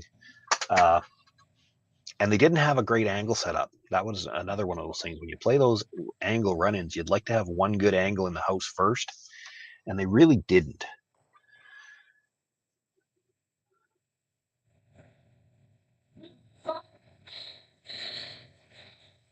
Sweeper's on this early. Does need to hold the center line with this roll. If he over rolls it, he'll open up room for Colton Flasch to perhaps draw for the single. Boy, they overswept it. He rolled just far enough, I think. Yeah. Probably room now, though, for Colton to hold him to 1, though. He can probably get to the face of that stone with enough to nudge the back one back. Yeah. Needed to roll 3-4 inches further. Still not a comfortable feeling for Colton Flasch when you're playing a shot like this, just to hold them to a steal of 1. Yep. When Gautier's got 7 rocks in play, and you're throwing your last here. Not a great end for how it shook out, but a chance here. Colton Flasch with his final stone. I don't think there's any chance for him to score. He's just looking to cut the steal down to a single point. Which he's going to have to, in order to do that, he's got to flirt with the guard a little bit. Yeah. He's got room by the guard. He's okay there. Got room, yeah. Now, I don't know if he's got enough room, enough weight to move it. Can we knife this over? Only makes thin contact with the first one, rolls too far. It's still going to be a steal of 2. Jacques Gauthier, steal of 2 in the 5th end, jumps out to a 3-point lead. Colton Flasch will have last rock once again in the 6th.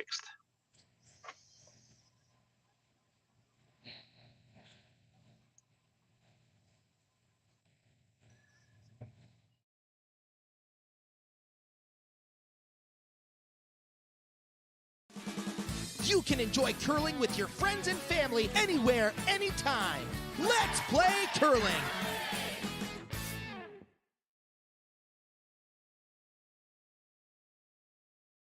The reason we trust Western Sales with our business is the people. I'm sure that there's 100 years experience coming out of that shop. We trust them because we do a CMI on our combine and on our tractor. When our equipment comes out of Western Sales, it's going to be good, because if it's not, they send us another combine, they send us another tractor. And we're not naive to the fact that that probably costs them a lot of money. So we just know that the service that we're getting at Western Sales is above par to everybody else.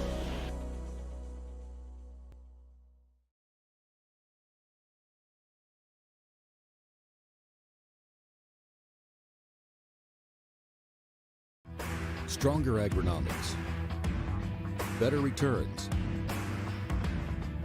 greater peace of mind from pre-seed to post-harvest. You can count on the Victory Canola program to keep you and your farm ahead of the curve. Grow with us at victorycanola.com.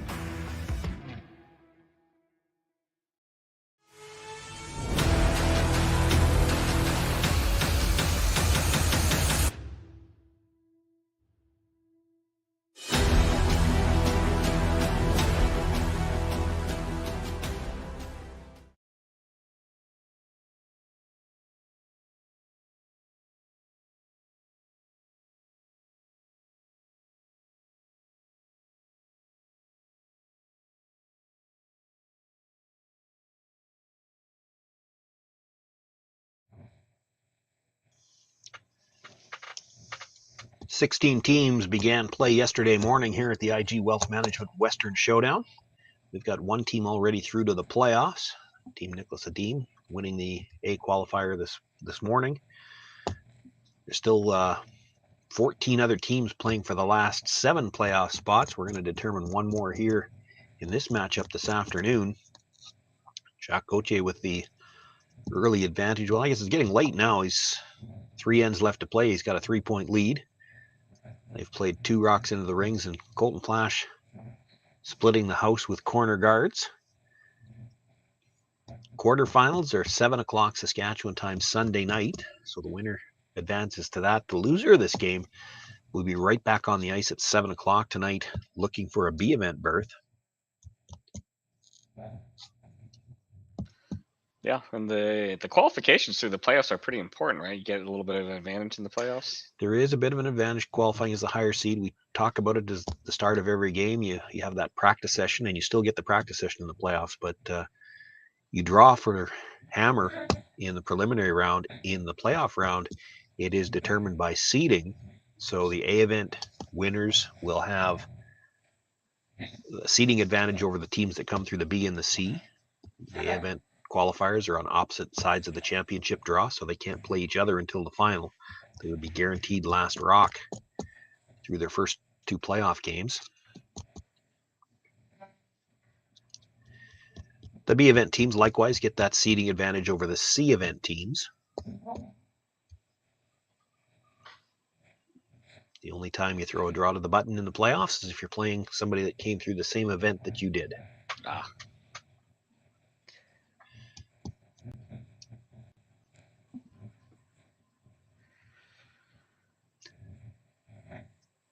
Five rocks in play now, so able to start making plays on the guards. Colton Flasch looking to run back the center. Like to make a little bit of noise in the middle, maybe kill at least one of the stones. Yeah. Takes the one out of the top 8 and actually rolls to leave a double corner on the right side as we face the house, the left on the overhead side. Jacques Gauthier looking at just making the straight peel on the tighter of the two, I guess. The other option would be the double peel, but you're running the higher guard towards the middle, and boy, if you ever missed the second guard, you could jam it on your own stone. So you make this hit, and if you don't roll over and perfectly cover your own, Colton Flasch has the chance he wants to try to use the corner guards. Yeah, I think with the 3-point lead, I think it's a little bit different, right? You can just single peel here and be content. Oh, this one's got a curl.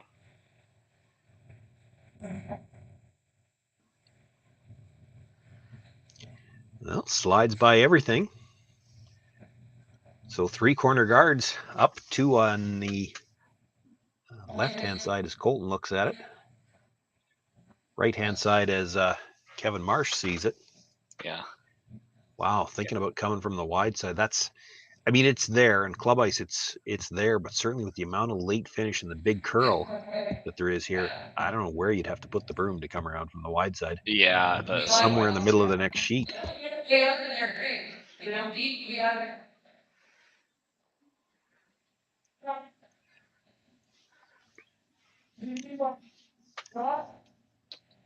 Ooh, is that enough ice?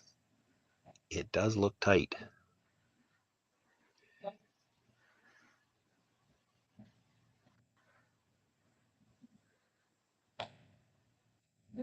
Well, maybe accounting for that release, certainly there was a bit of an in-out motion there. That'll hold it straight early. I guess they would have hated if they touched the tight guard, but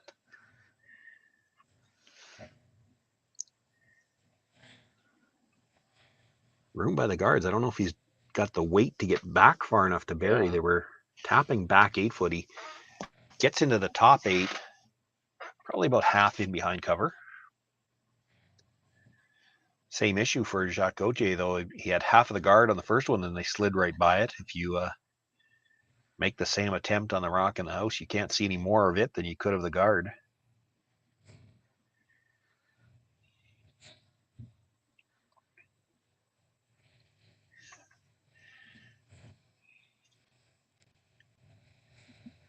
Sterling Middleton now, not the same thrower that threw the last one. This is the one where if you're playing in your Tuesday night beer league, you put the broom down, say we're playing the same peel, and in the back of your mind as the skip, you're thinking, and if you throw it the same way you threw the last one, we'll hit the rock in the house. Exactly. Yeah. Like, you're gonna hit something here. Just throw the same shot. But it's not the same thrower. So. That's true.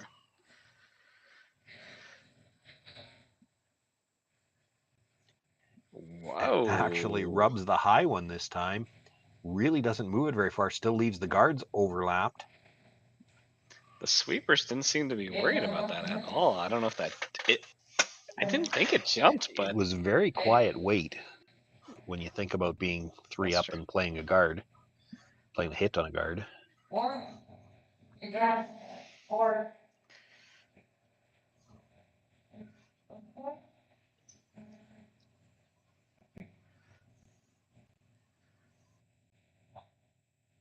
Let's see, Jacques just staring at the ceiling, trying to find some answers here.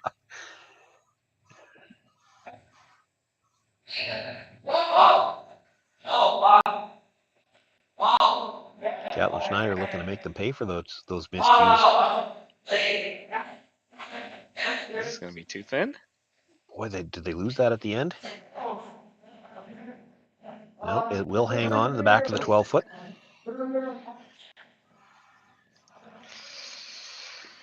I guess he's maybe got a little bit of a potential out here if he makes this hit and roll.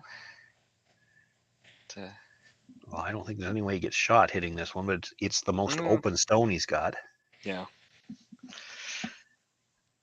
All right, we're gonna play that stone again. This is another. It again makes me think of the club curlers. We're gonna play this until it goes away. Yeah. Well, without their rock there that's sitting on the the other side of the rings here, can they just try to make this double peel here, or do you have to start clearing the stuff inside the rings here? Yeah, if you're not worried about jamming, right? You're not worried about jamming, but but you have to make contact with the second one or you haven't improved your situation at all, really. Yeah. I You mean, can see half a rock again. You can actually, if you could hit what you could see, it might actually make the double over the top on the stone at the back of the 12-foot. I think so, yeah. He's also looking at hitting and rolling off the back 12-foot one. I don't think there's any way that rolls flat enough to get shot rock. No, it doesn't. But looks like they're going to talk about it here. Does check with the front end. I think front end has an opinion that they voiced to Middleton, and yeah, it looks like they're pointing at that slash double there. It's hard to know for sure. There is a lot of room between the two rocks in the house. Looks like about 6-7 feet. But I think if you hit what you can see of the red stone in the 8-foot, it goes over the top of the back one, but clips it. You can make the double and potentially even roll in behind the corner guard on the other side. Yeah. You're going to roll a fair distance with the weight you're going to have to throw to make sure you kill it. I don't think there's any chance you're throwing it as quietly as you threw the last one. You have to make sure you kill something here. Yeah. I'm surprised that they threw the last one as quietly as they did. You're throwing you're 3 points up, making a play on a corner guard, and you're throwing it so soft that when you rubbed it, you didn't even move the guard.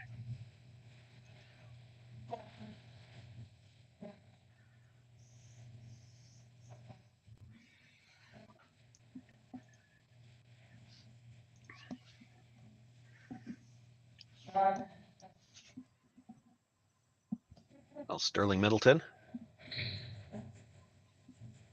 Certainly more weight here. Looking to make the hit.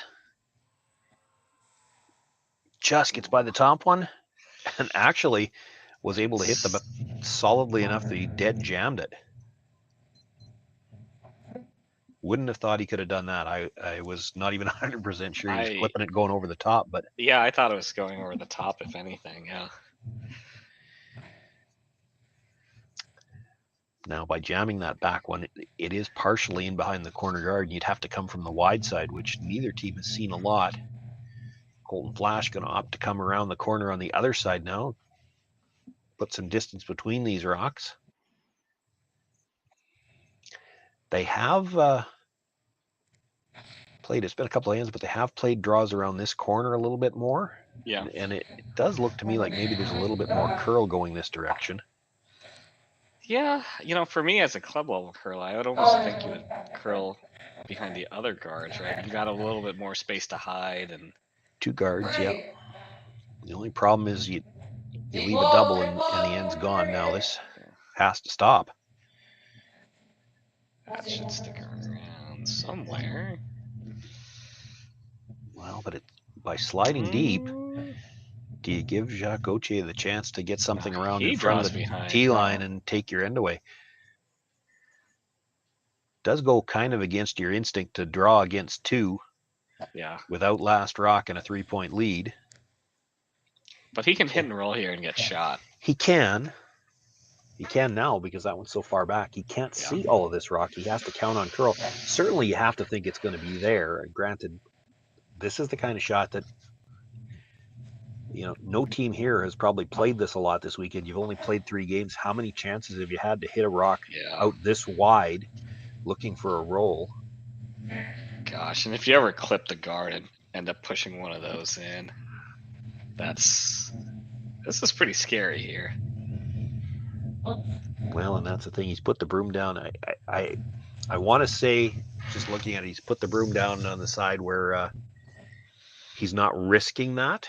Yeah. So he's maybe generous with the ice, if anything. But the problem with that is if you roll broom side at all, you're not shot rock. Yeah. If you at least get to the nose, you force Colton Flasch to try the same shot. If you can get a roll to the inside, Colton probably has to draw from the middle and forget about 3 and just try to get the skip's deuce. They were on the brush right away. Well, this is going to be on the guards. It's just a question of now, is he going to hit it thick enough to put it into the rings?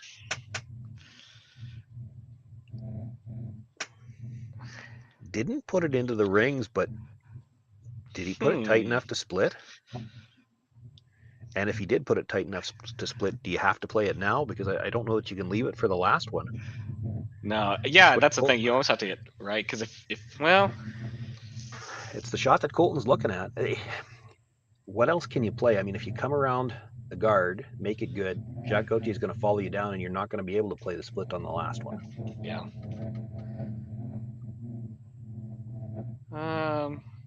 Because I guess if you're Gauthier and you're throwing right now against the situation, are you throwing coming underneath, or are you playing this double on the back ones? I mean, that's a big double, right? It's not. It's boy, that's really flat. I'm not sure it's there. Yeah. I'll tell you what. If I'm Colton Flasch, I'm playing the split right here. Yeah, I think so. Because I mean, that's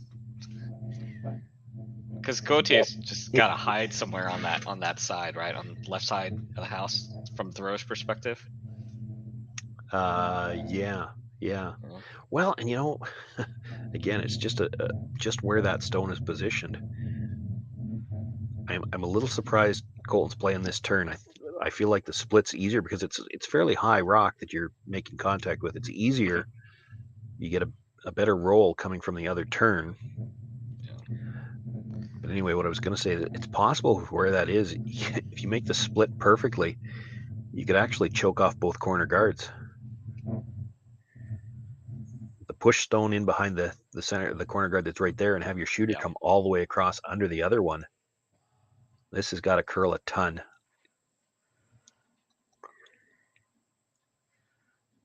Where's this going to end up here? He's going to push the stone buried on behind the corner, but his shooter stays for a center guard. Ooh, this is dangerous. Yeah, decision time for Gauthier. The only stone he can hit is his second shot right now. He could roll across, maybe get shot, but you play that, and there's definitely going to be shot for 3 there.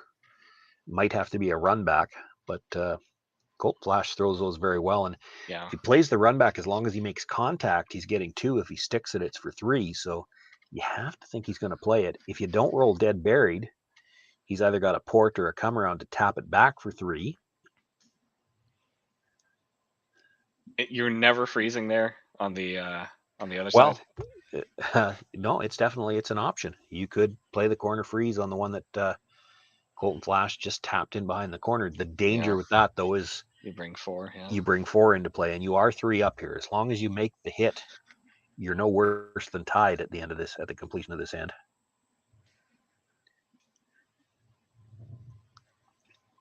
Colton Flasch a little thick on the hit on that last one, and with where he rolled, it's high enough. I don't think there's a split there for his last one. So even if you roll out, I don't think there's anything there for more than 3.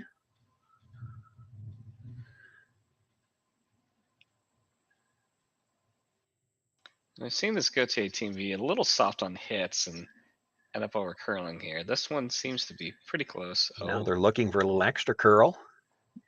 Makes the hit, and he's probably going to roll right into the port. And you can see just at the bottom of the screen, see Jacques throw his hands up. They just got caught in between. Yeah, I think still, Colton Flasch has to negotiate that port. I mean, it's there, but the rock's 11 inches wide, and what's that port? 14 inches? It's not a huge hole. Oh, you could drive a truck through there. A Tonka truck.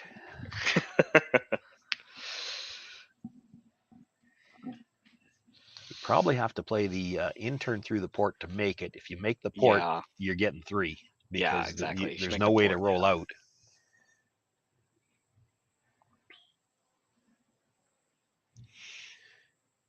And I think probably the discussion here is what kind of weight do we have to throw? I again, with a port like that, and they're close to even, but it's a little bit of a reverse stagger. It's harder to make it with quiet weight. As much as it kind of goes against your nature to throw bigger weight when you're throwing at a rock in the back of the house like that. But really, if you make the port, you can't hit this thin enough to roll out. So you have to throw something closer to like a normal hit weight. Keeps on inching that broom a little bit. Yeah, out. What's I was going thinking. On here?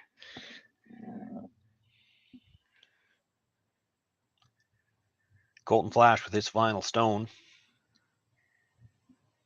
It is the Gauthier stone at the back of the 8 foot, I believe, sitting shot rock right now. Colton looking to make the port. And they kept inching that broom out and maybe close to the should have guard. left it where it was. It's going to clip the guard, clip the second Will guard, they and sweep that in? Oh, that's... spins it into the button.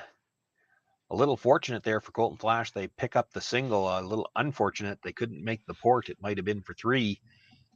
Jacques Gauthier with a 6-4 lead after 6 ends of play, and he will have last rock in the 7th.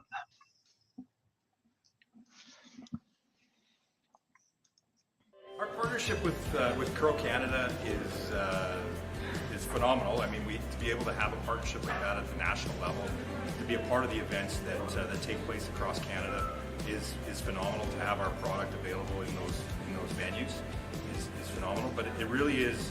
Curling is really, for us, it's a grassroots sport. To be able to connect within the communities that are supporting the teams, just like yourselves, the clubs, the provincial level organizations as well. For our ability to be partners with Curl Manitoba, Curl Sask, Curl Alberta, and Curl BC. It's an exciting sport to watch. It fits really well with our brands. There's lots of people at the rinks watching you guys curl who are sipping on an 016, which fits really well for us. And have the opportunity to celebrate with you guys makes it even that much better at the end of the day.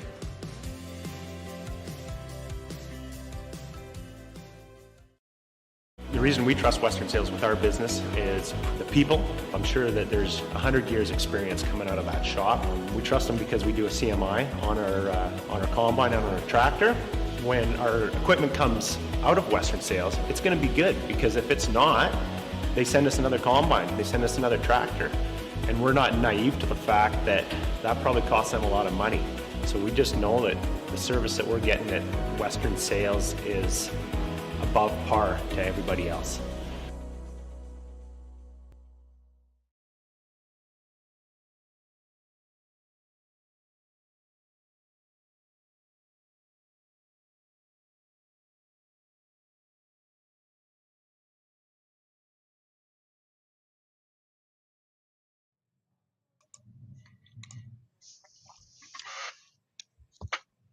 Sean Joyce, Mark No with you here as the 7th end just underway. Jacques Gauthier with a 2-point lead here in last rock. Colton Flasch had an opportunity with his final stone. If he could have negotiated the port, could have tied things up. A little fortunate after he rubbed that he catches the second guard and at least spills in for a single. Otherwise, we might not necessarily even be playing this end.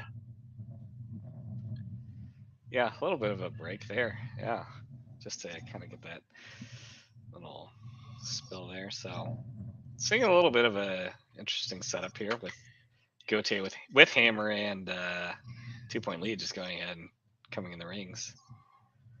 Well, he knows he's not necessarily going to have to play any offensive shots here. If he scores 1, he's 3 up coming home. He's happy with that.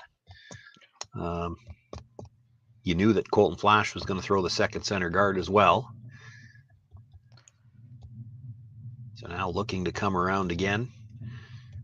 A couple of rocks in the middle that Colton Flasch perhaps has to deal with.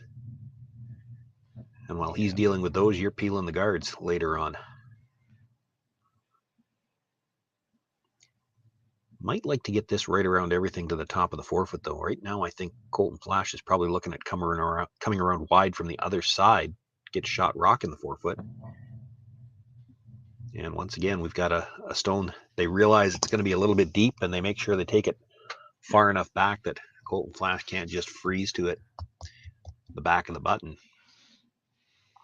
Going to play to come down to it, but now he'd have to be back 8 foot to do that. Yeah. Flasch really needs to play for a steal here. It's pretty tough to think if you get the force, you'd need 3 in the 8th end. Not impossible under the 5 rock free guard zone. And then you'd still need to steal in an extra. Now, we talked a little bit about some of the rules earlier on. No time clocks in play here. These are 8-end games, 5 rock free guard zone. And for some of the curling fans, they might be familiar with. It was tried last year a couple of times. I know it's going to be in effect at the World Championships this year, the no tick rule, where you can't tick a stone off the center line in the free guard zone. And I believe they're playing it at the Brier and the Scotties as well. not playing it here through the first 8 ends, and I haven't confirmed this yet, but I know that at the women's event here in Swift Current a couple of weeks ago, they were playing the no tick zone in the extra ends. Oh, yeah, that's right. Yeah. So for Colton Flasch, if he could even just get this to an extra end, that, and yes, it's tough. He's got to steal 7 and steal 8.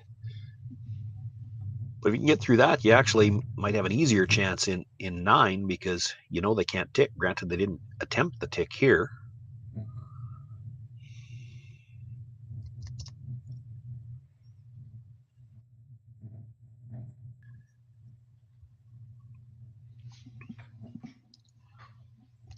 The setup that's in the house, you got to think Colton Flasch probably guards until Jacques Gauthier makes a play in the house. Yeah. If Gauthier comes down to the back one, you can follow it down again, and that might be your chance to steal.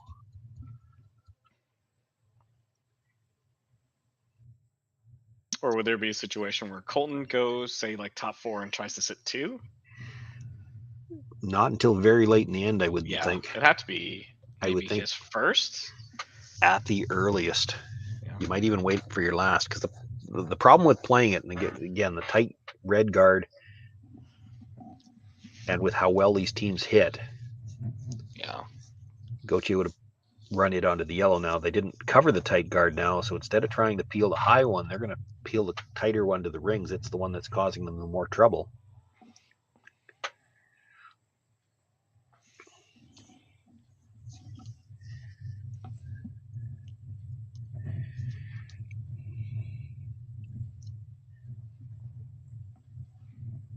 And that's the reason why you see these teams.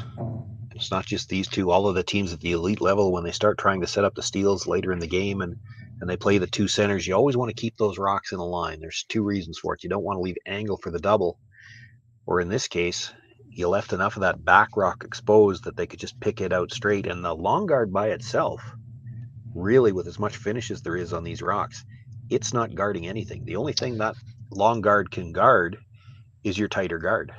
Yeah. Unfortunately, it's on the wrong side here, essentially, right?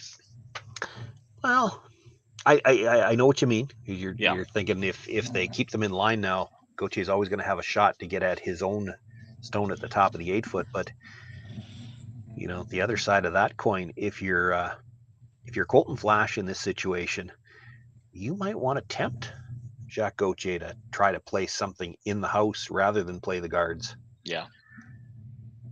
They got that one far enough underneath that he's at least going to try the double peel.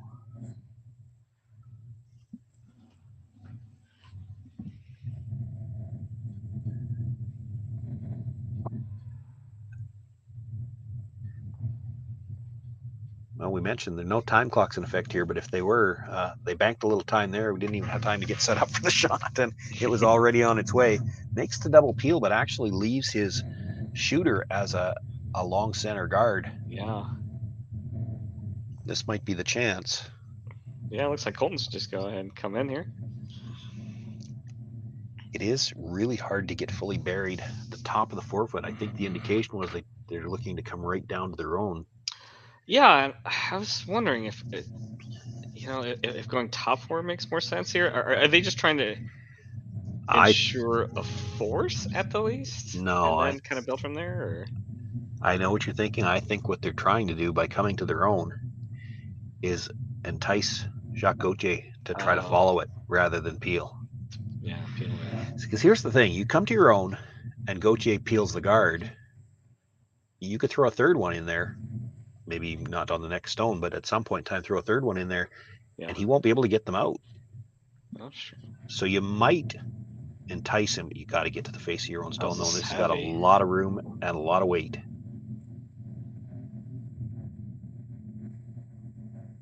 Bounces off, leaves a pocket. Probably left it in a way that you can blast the reds out. It? Yeah. You blast the reds out, it probably even loses that yellow at the back of the 8-foot. That won't hurt their feelings either. You could just draw in there, but I like slashing these.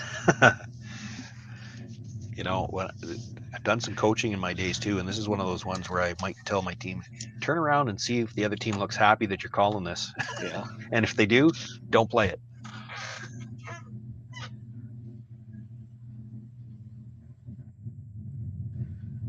That might have been the comment coming from the other end here too, because they're looking at the options. No, he's going to stick with the draw. Yeah.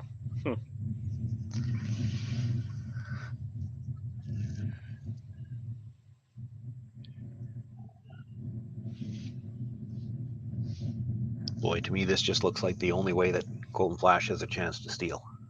Yeah.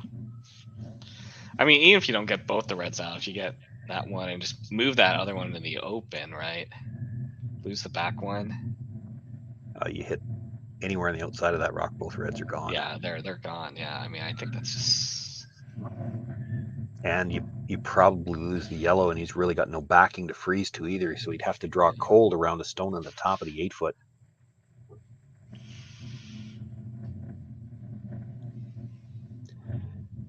Well, made the shot, and if Colton makes his, he steals one.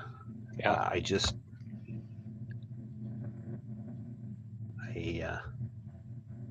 I'm not sure I'm with them on that call. Yeah.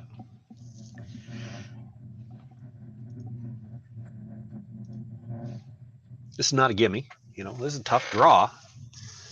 But if you're Colton Flasch and you're down 2 here as you begin playing the 7th, you're happy to have this opportunity.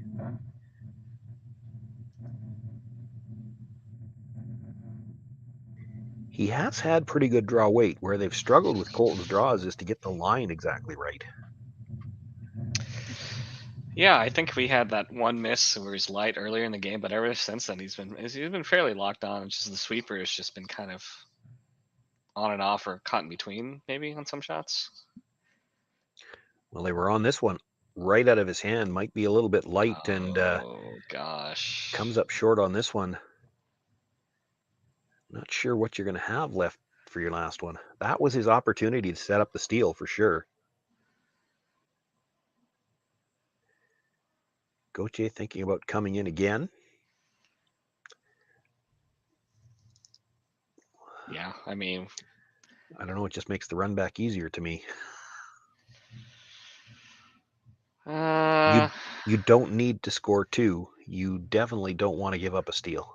So what's the other call here, right? Just are you guarding the run, or you can't guard the run? You just leave him that draw, then, yeah. I'd be tempted to peel the center guard.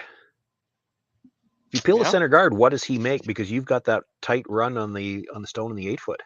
Sure. The center guard's the one that's hurting you. You peel the center guard. Colton Flasch probably has to try to tap up the one he just threw, because I don't think he can get shot any other way. If he makes it perfect, you've got the short run on the stone on the 8-foot. Leaving that stone in the 8-foot exposed certainly doesn't hurt you. I'd be surprised if they ever came to peeling the guard here. Well, they're not even looking at it, but yeah, you know, you're up 2 now. You don't need to score 2. Why are you drawing? Like, what are you getting out of a draw? If you leave anything for Colton Flasch, he doesn't have anything. If you throw this into the boards, how does he get shot rock? But if you bring this into a spot where he can play the run double, well, then he can get shot rock.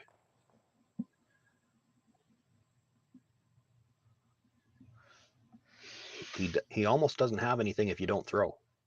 Yeah. So what did they end up here? Is he just going top 4? Coming around, they're going to leave it, I think, a little bit higher, but still. Okay.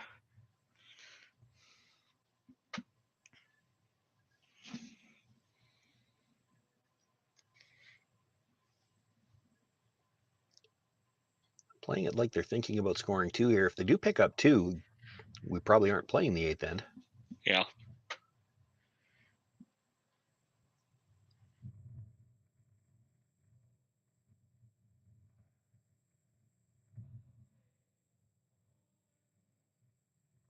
He's playing this nice and high. He's actually guarding the tap.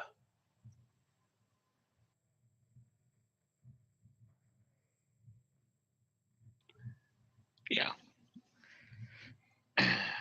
Still, really, though, if no matter how well you make this, you can guard the tap, but essentially all you're doing is making it a double tap, because I think it's, well, they're looking at coming around everything. Yeah, and that's what I was thinking. Like, if he's got to throw a little quieter handle than he usually does, I think. Yeah. Because if you look at where the guards are situated, to get enough of the button to be shot rock, he's got to well over curl Yeah, I The mean, tighter the red guard, the stone he just threw. yeah, it's got to be this just kind of lazy handle shot, yeah, with just perfect weight, like yeah, like almost like lazy handle natural T. Even top 8, you might have to have weight so that once it gets by, they can carve it in a little bit with the brush. But it's got to be that kind of weight where you can wait, and just go right at the end. This one looks like it's got a healthy amount of rotation here.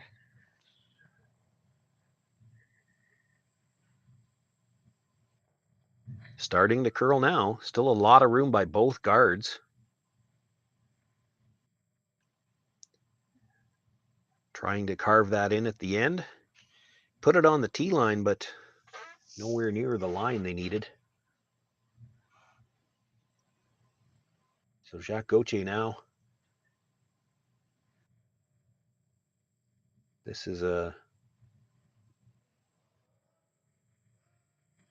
should be an out-turn draw to the edge of the forefoot. Yeah, I think so. He's wondering if the tap might be easier, perhaps. He can't see a ton of forefoot to draw cold, but certainly the way they move at the end, he's thinking he can get to his own Yellowstone, and if you tap it on any kind of an angle, there's just 3 reds or 2 reds over there to catch it. Yeah. And that either guard's one of them, long enough, yeah. So maybe thinking the tap looks a little easier. Certainly with the catchers, there's no hole. He can't put it through. As long as he's got the weight to tap it, it's catching a red one somewhere.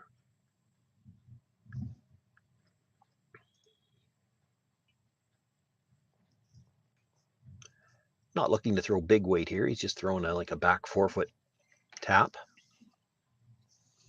But he's got the 2 stones at the back of the forefoot to help him out. He could tap it onto either one of the reds, and he would pick up his 2 points.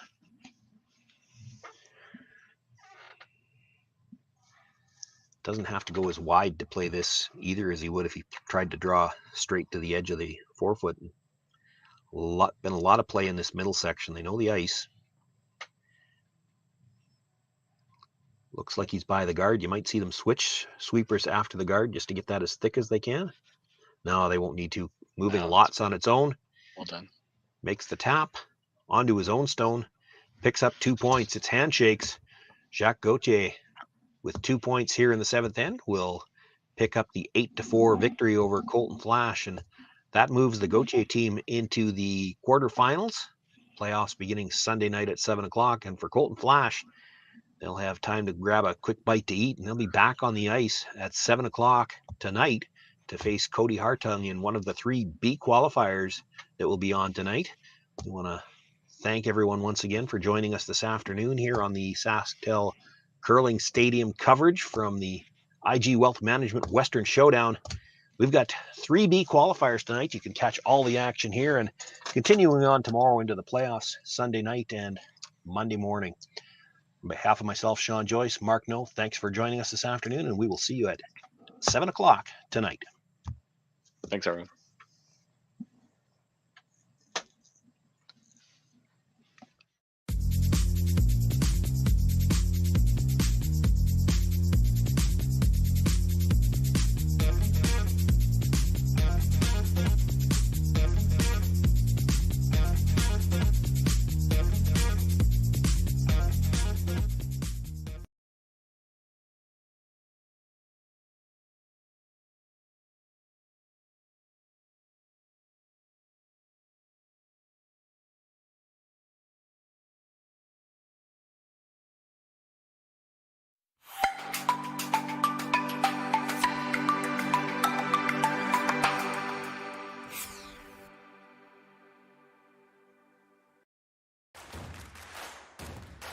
Imagine being able to stream every curling game from every sheet from any event, be it your Wednesday league game, bonspiel, or corporate event. Curling Stadium offers an all-inclusive streaming solution featuring high-quality cameras, ease of use, great reliability, and minimal installation. Offering your sponsors customizable ad space on your streamed curling games and being able to sell video packages to your corporate events for increased revenue. With Curling Stadium, you can stream to any device, be it your mobile phone, tablet, or computer. Push the feed to your desired platform, be it Facebook, YouTube, or any other social media. Curling Stadium is simply the way forward. Where it's commonplace in other sports to televise every game, we want to do the same. Curling is a global sport, and it's time it gets the coverage it needs. Make your curling club the next curling stadium.